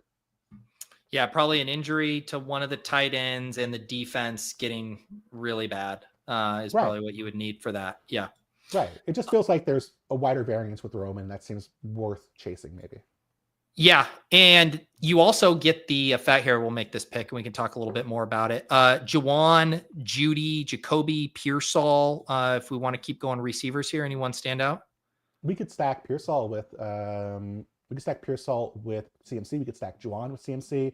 I would probably take Pearsall. It seems like maybe the Jauan price will come down in the weeks to come, right? Yeah, let's pull up Pearsall here. I definitely think the market will start to push Jennings down a little bit. Yeah, and the other thing I was going to say about the Rome is like there were so many parallels to like the Rome and JSN arcs and the Shane Waldron stuff, and it's like we were all kind of worried about JSN. We're like, holy shit, is he not the prospect? And it's like it kind of seemed like Shane Waldron was just really bad at this, and that very much could be the case again here. Yeah, let me ask you if Jauan Jennings does get traded, where would Pearsall go? Yeah, I mean, he would be a mid-5th round pick, probably. Right. Yeah. So you're getting a little bit of value on Pearsall, potentially. I would say there's like a 15% chance Jauan Jennings get traded, but I didn't think there was a great chance Johnny Smith was going to get traded, and he got traded. So I don't think you can rule it out either. Yeah, and this is a fairly flat range, and it is kind of like, what are you looking for? Like if you want targets, you can go Jerry Jeudy, you can go the Rome and Ricky Pearsall types in here and really try to play those big second year breakouts. It's kind of a choose your own adventure. You can go Godwin and Olave with more of the veteran guys there. Yeah, I mean, Olave feels so much older than he actually is. Like Olave is like 24 and it feels like he's been in the league a decade somehow. Yeah. The other thing, Bill, we are fully game stacked up because the other week 17 is Chicago, San Francisco. So we have CMC, Pearsall, and Rome, James Cook, Allen, AJ Brown. Despite not memorizing the matchups, you seem to be the most aggressive week 17 drafter I've ever met. I mean, it's all that matters. So I'm surprised you don't have it memorized, Pete.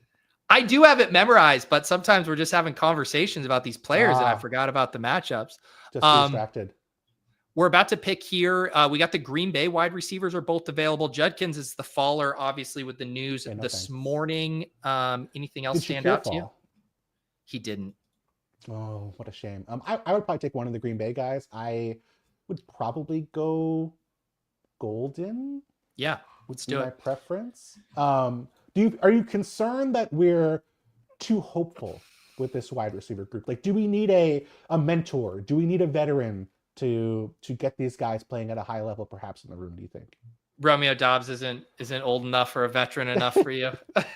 again, very much like Chris Olave. Romeo Doubs in the league 3 years, and it feels like he's been there a decade. Like he's 34 in a 24-year-old's body.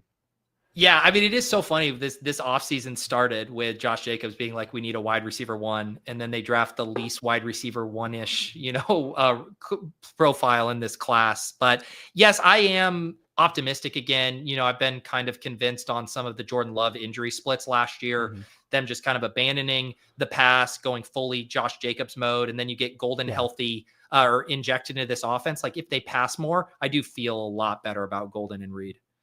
There was something really funny about Josh Jacobs playing through the Las Vegas Raiders with Devontae Adams, where they added him and immediately take a major step backwards. And he's like, you know what we need?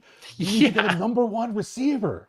Exactly. On the clock here, Ayuk, Pittman, Mason, Jalen Warren, Hawkinson. Feels like Ayuk to me. I mean, in terms of we're building up a Niner stack, we might be. I think. How would you feel about? We'll take Ayuk. Would you be hesitant to draft Purdy because we invested so much in Josh Allen at quarterback? Is that too much if we're only going to go 2 quarterbacks? No, I wouldn't, because we've invested so much in San Fran. I think I'm good with it. Because then we're done at quarterback, and like we need Brock Purdy to cook to make this team work. Yeah. So I have no problem with that. Okay. So I think we're open. We're Purdy curious in the next round. I think it's fair to say. If that's right in his range, right? Yes. Yeah. Right in his range. And we also have Caleb as a fallback if we want to play it on the other side. That's true. I feel like we've sort of just, because the Niners were so disappointing last year, I feel like people have basically just kind of forgotten how great they can be and how consistently really good they were. I mean, I was on Get Up last week and I was talking about them going to the NFC Championship game and I was getting some pushback, which seemed shocking to me. Like they had made it like 3 years in a row at one point, I believe. I know they lost some players this year, but I feel like I would be surprised if they missed the playoffs this year. I think that's their sort of baseline, and that seems like that probably comes with a good year for the offense and for Brock Purdy.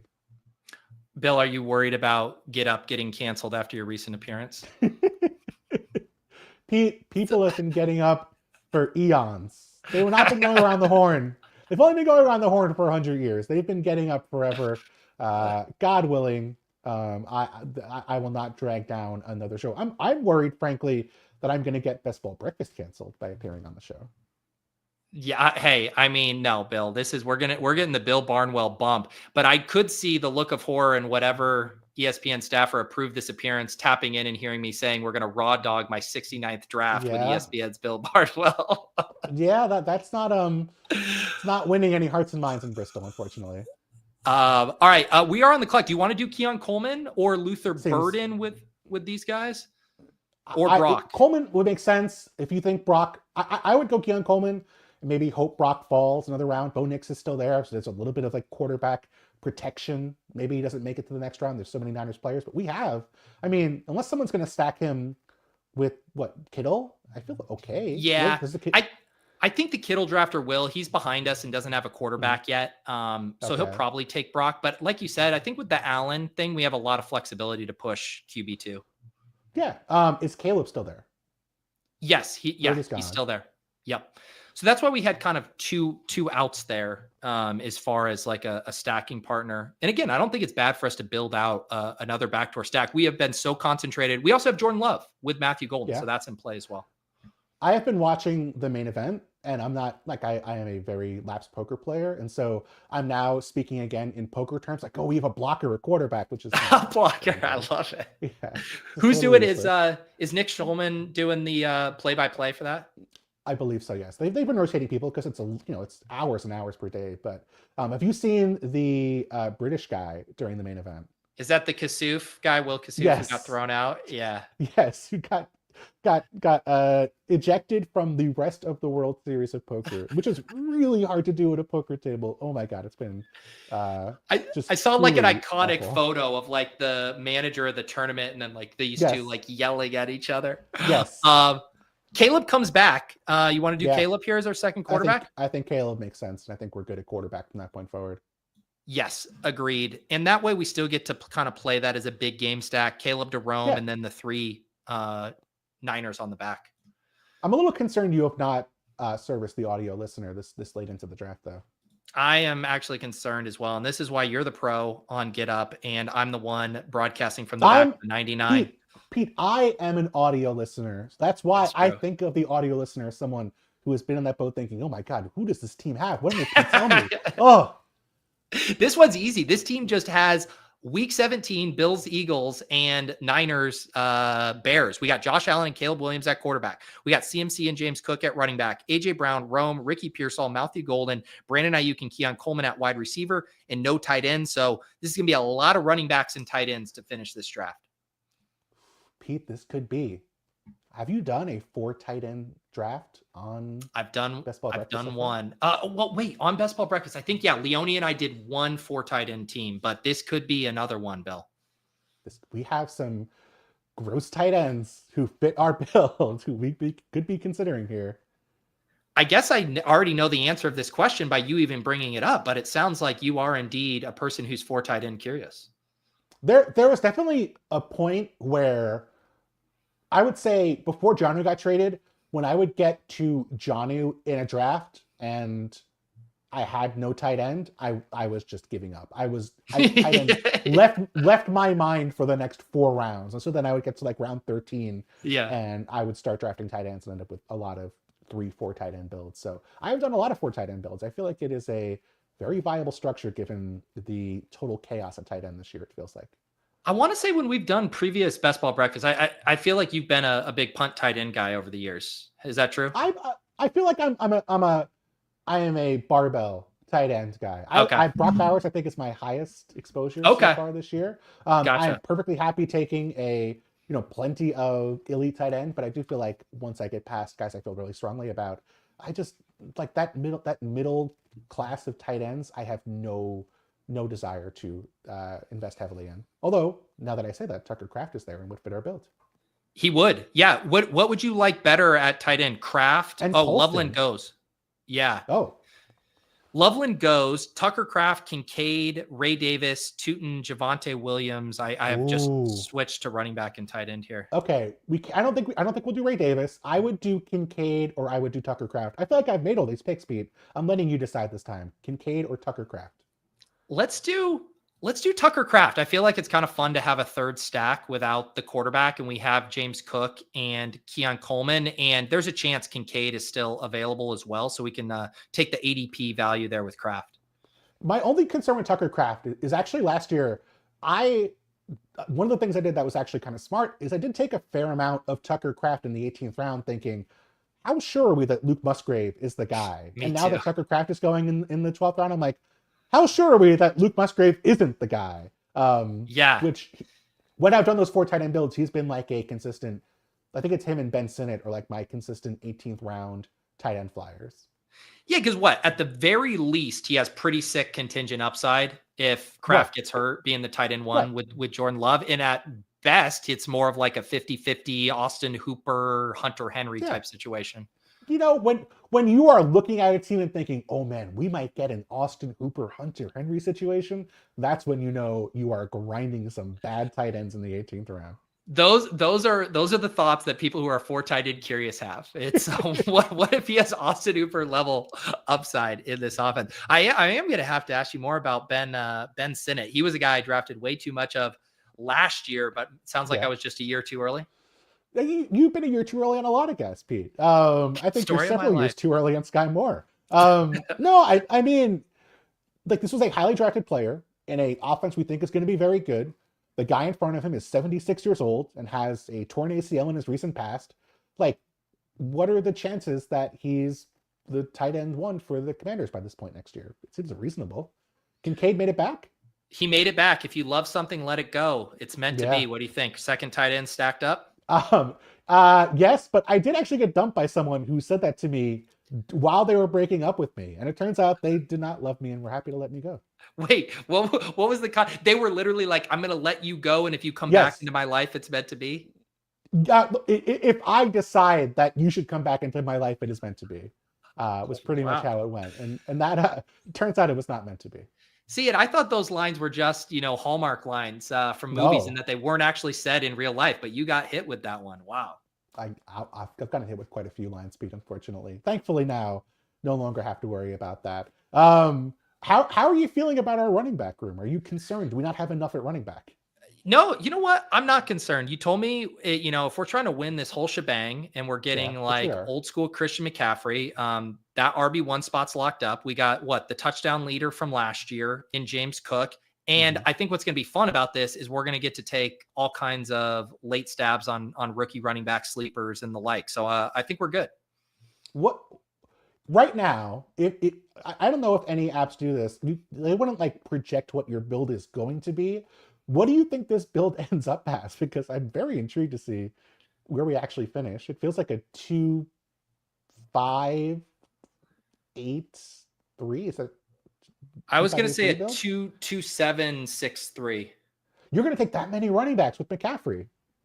1, 2, to me, this team is just running backs and tight ends the rest of the way. One more tight end and then 5 running backs I think we could do a 7th wide receiver as well. I think if we think McCaffrey's going to be the guy, are we really going to rotate 6 running backs in 2 spots? Well, what other position would you be wanting to address? We're good at quarterback. I guess if we're worried about an Ayuk slow start, we should probably get a 7th wide receiver. It feels like, given that we took 1 wide receiver in the first 4 rounds, I would feel like we would need, again, I think we need a mentor in the wide receiver room. Yes, I think that's safe to say. Keon Coleman, he needs someone to be, hey, cut it out with all the knock jokes and pranks, Keon Coleman. We got to get serious here. Would you consider clicking back onto the wide receiver tab? I will. I'll add it back for us reluctantly. Do we have any more Bills available to us? I think the Bills are. That's a good call. Joshua Palmer is still there. I think we early for Josh Palmer. I will say Rachaad White as an RB3 on a build like this feels pretty nice to me. But I'm also good with Palmer if you just want to shut it down at wide receiver. No. I think if we can, I would take White if we can get. I think we can get Palmer to come back to us. Yeah, I think White at pick 150 is good. If not, we could throw like a Curtis Samuel in there in the last round or something gross. Yeah, I haven't gotten that deep, but it sounds like he had some positive buzz, like from training camp, right? That's all I got on Curtis Samuel. Are you doing a bit? Is there really positive? No, I did see an article where it's like Curtis Samuel looks good at training camp, and I was like, oh yeah, I forgot Curtis Samuel was still in the league. I feel bad that as an NFL writer, you're working harder than me on training camp buzz. Harder, truly, not smarter, Bill. truly, I'm. That's OTAs, right? I mean, training camp has not even really started yet for the Bills. Yes, OTAs. So that's like walkthroughs, basically, where we have positive buzz on a 30-year-old or a guy who's been in the league for like 8 years. Like, if he's not good at OTAs, that's a nightmare. He's supposed to be good at OTAs. Maybe this isn't the article I was looking for. Ohio State Buckeyes legend, NFL career hanging in the balance. I don't know. That's a little less bullish there. Okay, if you love something like Joshua Palmer, you let it go, and if it comes back, it's meant to be. It is. Let's do it. All right, so we get I feel pretty good about this team. I do too. Coleman, it's Kincaid, weird. Palmer. It is weird. It's week 17 pill. It's heavy Bills. It's heavy Niners. Those are two teams I think you want to be invested in if you're looking for fantasy points, Bill. It's Bears, which we also think has significant upside. The Packers, who everyone tells me have a good offense, so maybe they will this year. It feels like we're investing in teams who are probably going to be pretty good, which I think is a generally underrated approach. Permission to unclick the wide receiver tab going forward, Bill. We have 7? We have 7. Oh, man. I know you. I finally found someone who loves wide receivers more than me. I think we got to be good at wide receiver, Bill. I think we could take an 8th. We took one in the first 4 rounds. Do you want me to just put Curtis Samuel in the queue for you? Is that really what you want right now, Bill? I do want to put Curtis Samuel in the queue. I'm upset because James Cook blocked Ty Johnson for us, so we can take 18th round Ty Johnson and get 4 receiving touchdowns that way. But I think we probably need to look at running backs. Is where I would agree. To go. I would agree. I will tab off of. Tight end, I think definitely we could go a third tight end late if we wanted to. For sure. Roschon, if we wanted to do more Bears stuff, is in play. Dylan Sampson already off the board. Had to check on him. Rico, Miles Sanders. Let's see. Any of these names jump out to you? Just the way you said Miles Sanders. Did it feel like I was editorializing as I read his name? Yeah, it sure did. It seemed like you were pushing me in a different direction. I tend to not like Roschon. I tend to be a Kyle Monagai believer. Oh, wow. I think Roschon makes sense given our build, and there's not really like a other great running back option at this price point available, unless you feel good about Rico Dowdle. No, I'm with you. Like, I'm not like doing cartwheels to ever click Roschon, but on a Caleb team that also needs running back at ADP, past ADP, I'm like, let's do it. Oh, are we getting a tiny Awu for this? Roschon. So you're a Kyle Manung guy though, truth or at heart? I guess I'm not totally sure how to pronounce his name, so I haven't said it publicly, but I do think that it feels like we have some upside there. There's going to be rushing touchdowns. DeAndre Swift is not a good running back in short yardage, not a good running back between the tackles. He wasn't a good running back between the tackles for the Lions when he was on Detroit. It feels like that role is going to go to somebody. And Manungai feels like he has a shot at being that guy. Have you ever messed up a pronunciation on air at ESPN and then after the fact someone was like, "Hey Bill, by the way, it's pronounced this way"? I think I messed up a pronunciation on the air this past week, let alone in the history of my time at ESPN. I am thankful in that, on Around the Horn, I occasionally had to cover sports that I did not pay attention to very well. And we had a great crew there that would actually correct us. But anytime I'm saying a name for the first time and I'm live on air, know that I am terrified that I have screwed the name up. I bet. Yes. Yeah. My thing where the stakes are much lower in the back of a 99 is you just say it with supreme confidence and then let people in the chat after the fact tell you that you were wrong. Let's see here. Looking at tight ends, Mason Taylor, Waller, Chig. Running backs, we got DJ Giddens, Justice Hill, Marshawn Lloyd, Jarquez Hunter. Would Lloyd make sense for this team? We have some Packers to work with. Just go I like this. Just be super concentrated on essentially 5 teams. Wasn't there? I feel like you mentioned quite often that there was a team a couple years ago that finished really well that had investments in 2 or 3 teams and that entire build. Yeah, I did it. That was one of the first videos. I think it was from BBM2. And this team had 15 of its 18 players were from 2 teams or something. And it finished top 10 in the contest. I think we're far more reasonable with this build. But yeah, we're Buffalo, we're San Francisco, we're Chicago, and Green Bay. And then we have Rashad White and AJ Brown. Oh yeah, Rashad White and AJ Brown are the lone non-team correlated picks. I mean, this feels like a 2-team DFS team that has 1 star in a lead role, and then otherwise it's just betting on 2 offenses that are going to have high expected point totals. Have you heard any, Marshawn Lloyd, I clicked him a ton last year. I clicked him a ton at the beginning of this year. And then I got really spooked because they're this guy has, a CVS list worth of injuries and still might not be fully healthy. Have you heard any good news about Marshawn Lloyd lately? I'm very much a skeptic of Matt LaFleur. I remember a couple of years ago, he was there was an Aaron Jones game where he was oh, we're going to work Aaron Jones in. We're not going to overload him. And then Aaron Jones got 13 consecutive carries in the first quarter. Yeah, I remember so that one, that threw me off any vibes coming out of Packers camp. So I am a Packers skeptic in terms of what they're actually selling people. We're about to pick here. I think this could be a good rookie running back crack. DJ Giddens goes. I do like Jarquez Hunter a good bit. If you could, if this is Jerome Ford day, we can do that. What do you think? I would go with Hunter. There's certainly possibilities with the Rams players there, and it's another offense we're expecting to be good that we're investing in. So I know it gets us away from our big 4 teams, but I'm willing to throw the Rams in there as a one-off. Yeah, we're running out of players on these big 4 teams that are viable to draft, though. So we could have taken Jordan James, I guess. That's true. That is true.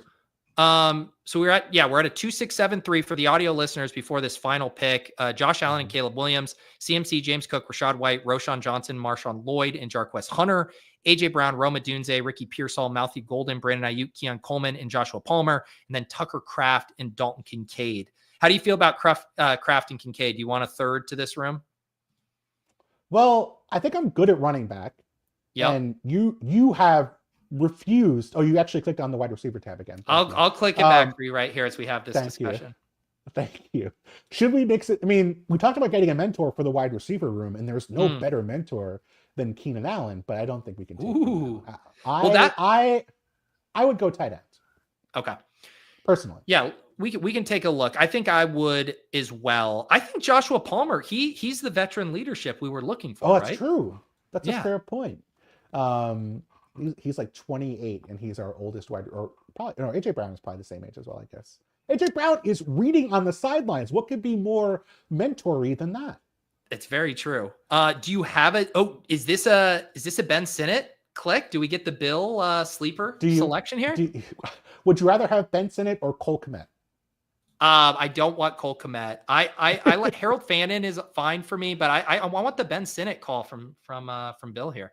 Let's throw an 18th round Ben Sinnott into the mix. Probably your only Ben Sinnott share all season, I would imagine.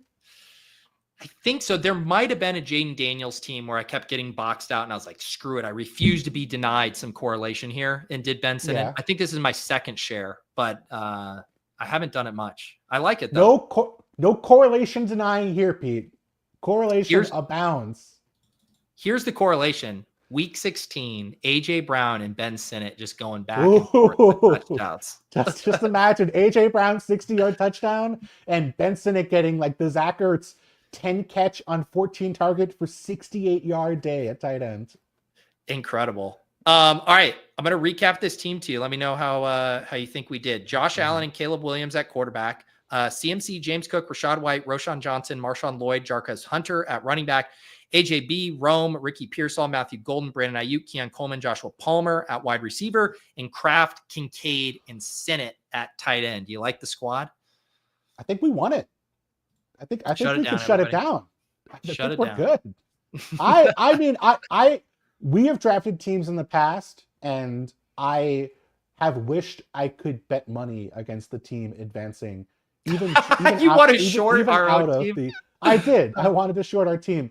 This one feels like it has legitimate potential. I think it's unique, which I think is hard to come by at times. I do feel like even though the structure is not in itself unique, I think the style of the team and how concentrated it is would be unique.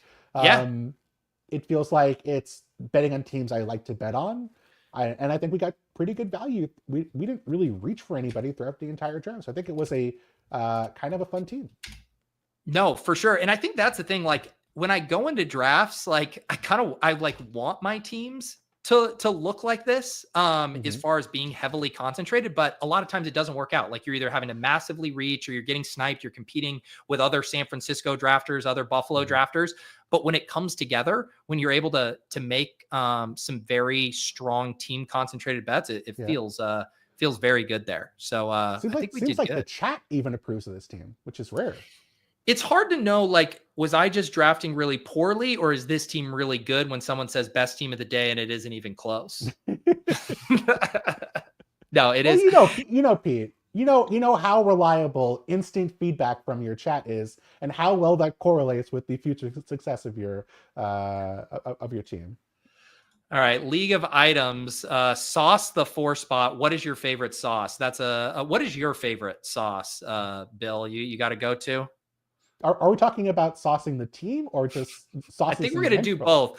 I'm a big Nando's guy, the UK peri peri chicken spot. So I think the peri peri sauce is good. Although I will say the Gold Fever sauce at the 99 is excellent if you've ever been there. So. Oh my God. 99, if you're listening, I mean, Bill has just put it on a silver platter, this potential sponsorship here. They to be clear, I have to say, 99 does not have silver platters. We need to clarify. No actual silver platters. Should I bring my own? There. Bring my own. It's paper plates, I believe, at the 99. That's not true. That's not true. Stop it. Come on. Shameful. You're never going to get a 99 advertisement if they're serving you on paper plates. It's easier for the bussers and no cleaning dishes there. I'd say I'm a big Cholula guy, Bill. I just give me that hot sauce on any of my Mexican food, my eggs, my salads. I like some good Cholula hot sauce there. You know when you have two white guys who live in Massachusetts talking about Mexican food, it's going to be excellent is what it boils down to. Yes. Not too many good Mexican options here in the greater Boston area. Hey, let's look League of Items. Bill and I will give you a little sauce. Hurts and Tua, JT, DeAndre Swift, Jordan Mason, Tyrone Tracy, Zach Charbonnet, Blake Corum, and Taj Brooks. 7 running backs with Jonathan Taylor. So at one point, was he only limited to the running back button on Underdog? Like, was he no longer allowed to click on the wide receiver tab as well? I think something happened when I unclicked the wide receiver tab that it globally affected all users. Yes. Checks out. Yeah, this is a lot. It's a lot. CeeDee Lamb, Jalen Waddle, Shakir. You're the one who took Shakir from us. Wow. Christian Kirk, Kyle Williams, Jalen McMillan, Adam Thielen. Adam Thielen and Kyle Williams, that's like a real balance your range kind of back-to-back selection. I mean, it actually works out very well in that Christian Kirk will be the 4th receiver on the Texans, and he's going to be the 4th receiver on this team, so it fits perfectly. That's true. And then Trey McBride and Darren Waller. Where are you on Darren Waller? Is he going to be a thing this year or just like a colossal bust? I mean, he's been out of the league. He wasn't good his last 2 years in the league. He's the 4th receiver, I guess if you count Achane as a receiver, on an offense that's incredibly concentrated. I know he has Jauan Waddle, so he's going to get some of that concentration, but it's hard enough when you're a good tight end in your mid-30s, let alone one who retired and became a rapper and then unretired. I am extremely skeptical that Darren Waller is going to be a thing. Me too. And I've been having to eat my humble pie on some of these Tua teams here. But League of Items, I would say that this structure, the 2772, I generally do that with like pure zero RB builds. I do like that you have the elite quarterback and the elite tight end. I think I probably would have just gone with an extra tight end or quarterback bullet on this team instead of the 7th running back. I think I would have taken another wide receiver. I think you love wide receivers, Bill. Do you feel good about that wide receiver group? You're right. I didn't even see the capital here. It was 3 before pick 124. I think you're right. That 7th running back should have been flipped to an 8th wide receiver. You're right. Yeah, that's not ideal. I know, Pete, I come on the show to tell you about week 17 correlation, about the value of wide receivers. That's why you have a best ball expert, someone who's really on the cusp of the game here on the show. You know what threw me off? I saw Christian Kirk and I heard that they're calling him the slot demon. And in my head, I'm like, that's a top 50 pick. That's a top 50 pick right there. Again, is that a bit or is that a real thing? I have That's no a real idea. thing. I've been told. That's what Pat told me on the show. Let me search. This has a high risk searching slot demon. Slot demon. All right. Okay. I'm just going to end this here. Okay. Here we go. Kalen Bullock on Christian Kirk. First thing I noticed, his hands. He's got some real strong hands. Great routes. Expect on that slot. Slot demon. That's what we call him. Nico Collins says slot magician. It just feels very stifling. Like it feels like Christian Kirk wants to play outside and the Texans are all like, no. You stay there, buddy. Why don't you, Bill, do you think if on a future show, an ESPN show, you could, like, what kind of bounty would it take to get you to say slot demon? And then the host be like, what are you talking about? It's like, oh, I'm talking about Christian Kirk. No. Yeah, to be clear, not a Christian Kirk related conversation at all when I bring it up. Oh yeah, Chris Godwin, he's a regular slot demon. Like it's just a thing that we call slot receivers. No, here it is. I'll do it for you naturally. So you talk about your piece, you're ranking the skill position groups. Number 14, the Houston Texans. And they're like, hey, Bill, like that seems like a little high for them. And it's like, well, they added the slot demon in free agency and that boosted them up to 14. I think it would work. They added the slot demon, just to be clear. There's only one. That's right. Man. What a mess.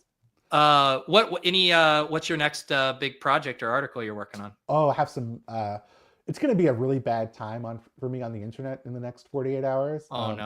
I am doing a top 25 teams of the last 25 years article. And there's like 6 Patriots teams because the Patriots are really good for 2 decades. So there's going to be a lot of, guess you forgot about or no, or you didn't think about, which is kind of the worst feedback to get. Because of course I thought about them, but I thought these other teams were better. Yes, that is the exact kind of article that is even the Patriots fan will be like, well, why didn't you have this 7th Patriots team on there? You will make no one happy with this exercise. No. I like putting it together. Even my editor was like, are you sure you don't want to include team?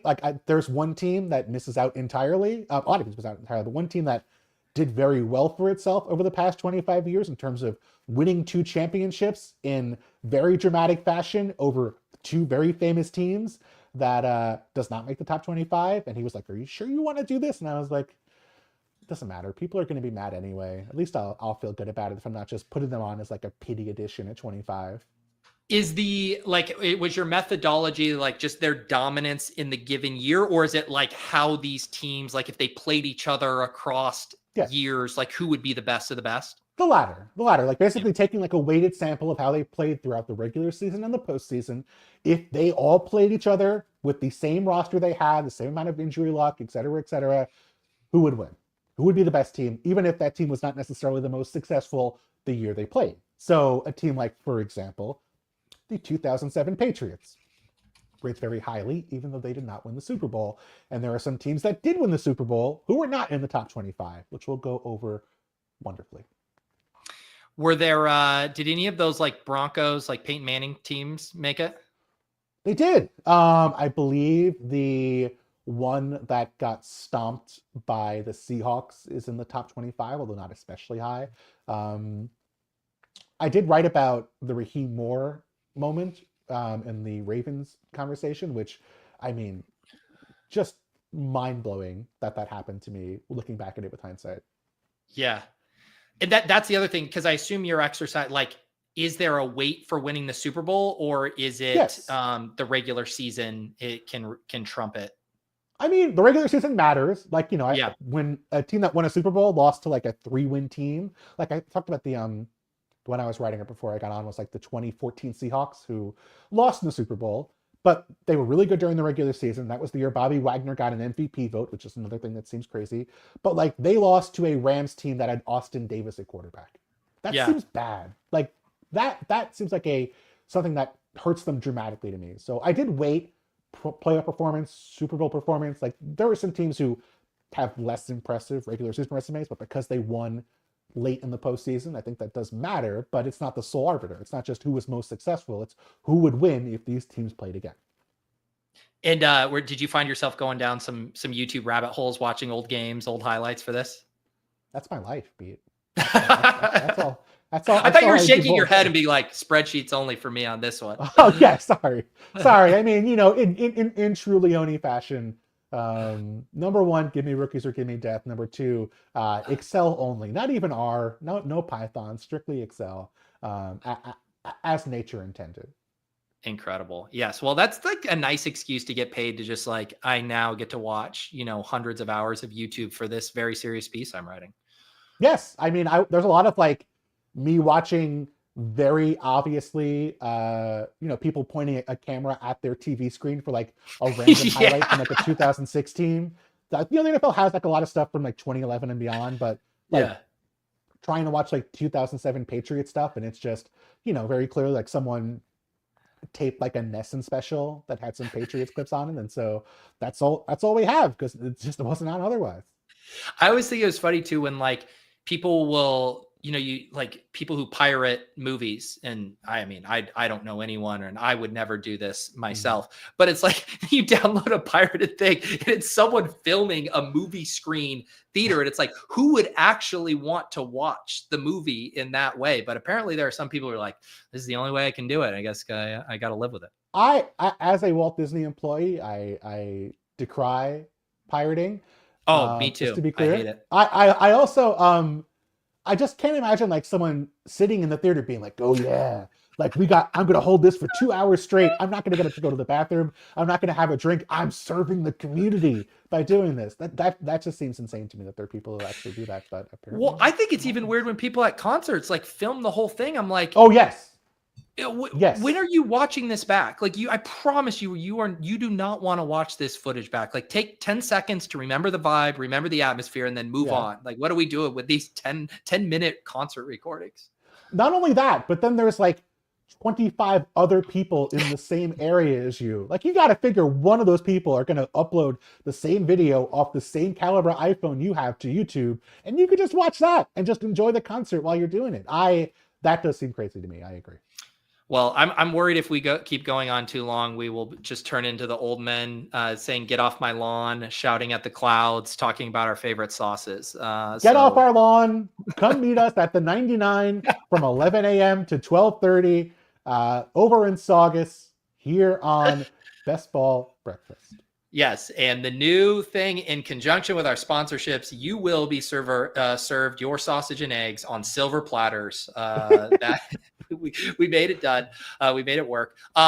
Bill, appreciate you joining here on Best Ball Breakfast. I mentioned in the chat earlier, check out that Eliminator video. If you're looking to hop in some of these side contests, did a bunch of research with Christopher Davis from the Deposit Kingdom. Lots of good insights in there. Got a ton of good feedback on that video. Check that out. Thanks again to Shady Advice for donating all those YouTube memberships. Go check out his episode of After Dark from Saturday night if you became a member. We got the usual shows this week, Swolecast, Off and On the Clock. We got the randomizer with Daigle and Emo Cowboy on Wednesday, plus the Bash. All kinds of stuff going on. If you're new to Underdog, promo code Pete will get you that $1,000 deposit match. You can come draft with us. All of that good stuff.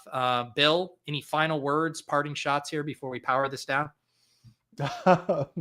I think you covered it. I mean, Yeah. I'll be excited to watch Randomizer with Daigle, or Daigle's maybe on Randomizer, or Yeah, he is. He's going to be Nice. playing a wrestling character. It's going to be fun. okay. Whoa! You slipped that in like at the very end of the stream that he's going to be playing a specific actual wrestler, or just playing a wrestling character created for the purposes of Randomizer. Well, Bill, I think this is what we call a tease in the business, but you're going to have to tune in Wednesday at 2 p.m. Eastern to find out. Well, I know what my Wednesday is going to be doing. I'll say that much. Thank you, Bill. Yeah, sorry, that article is going to be a little delayed. Bill's got to catch up on his best ball comedy shows, ESPN. Thank you guys. We'll be back as always every Monday for Best Ball Breakfast. For Bill, for Leone, for Kerrane, for producer Mark, for Shady and the generosity in the chat, all of you guys. I'm Pete. We'll see you guys next time on Best Ball Breakfast.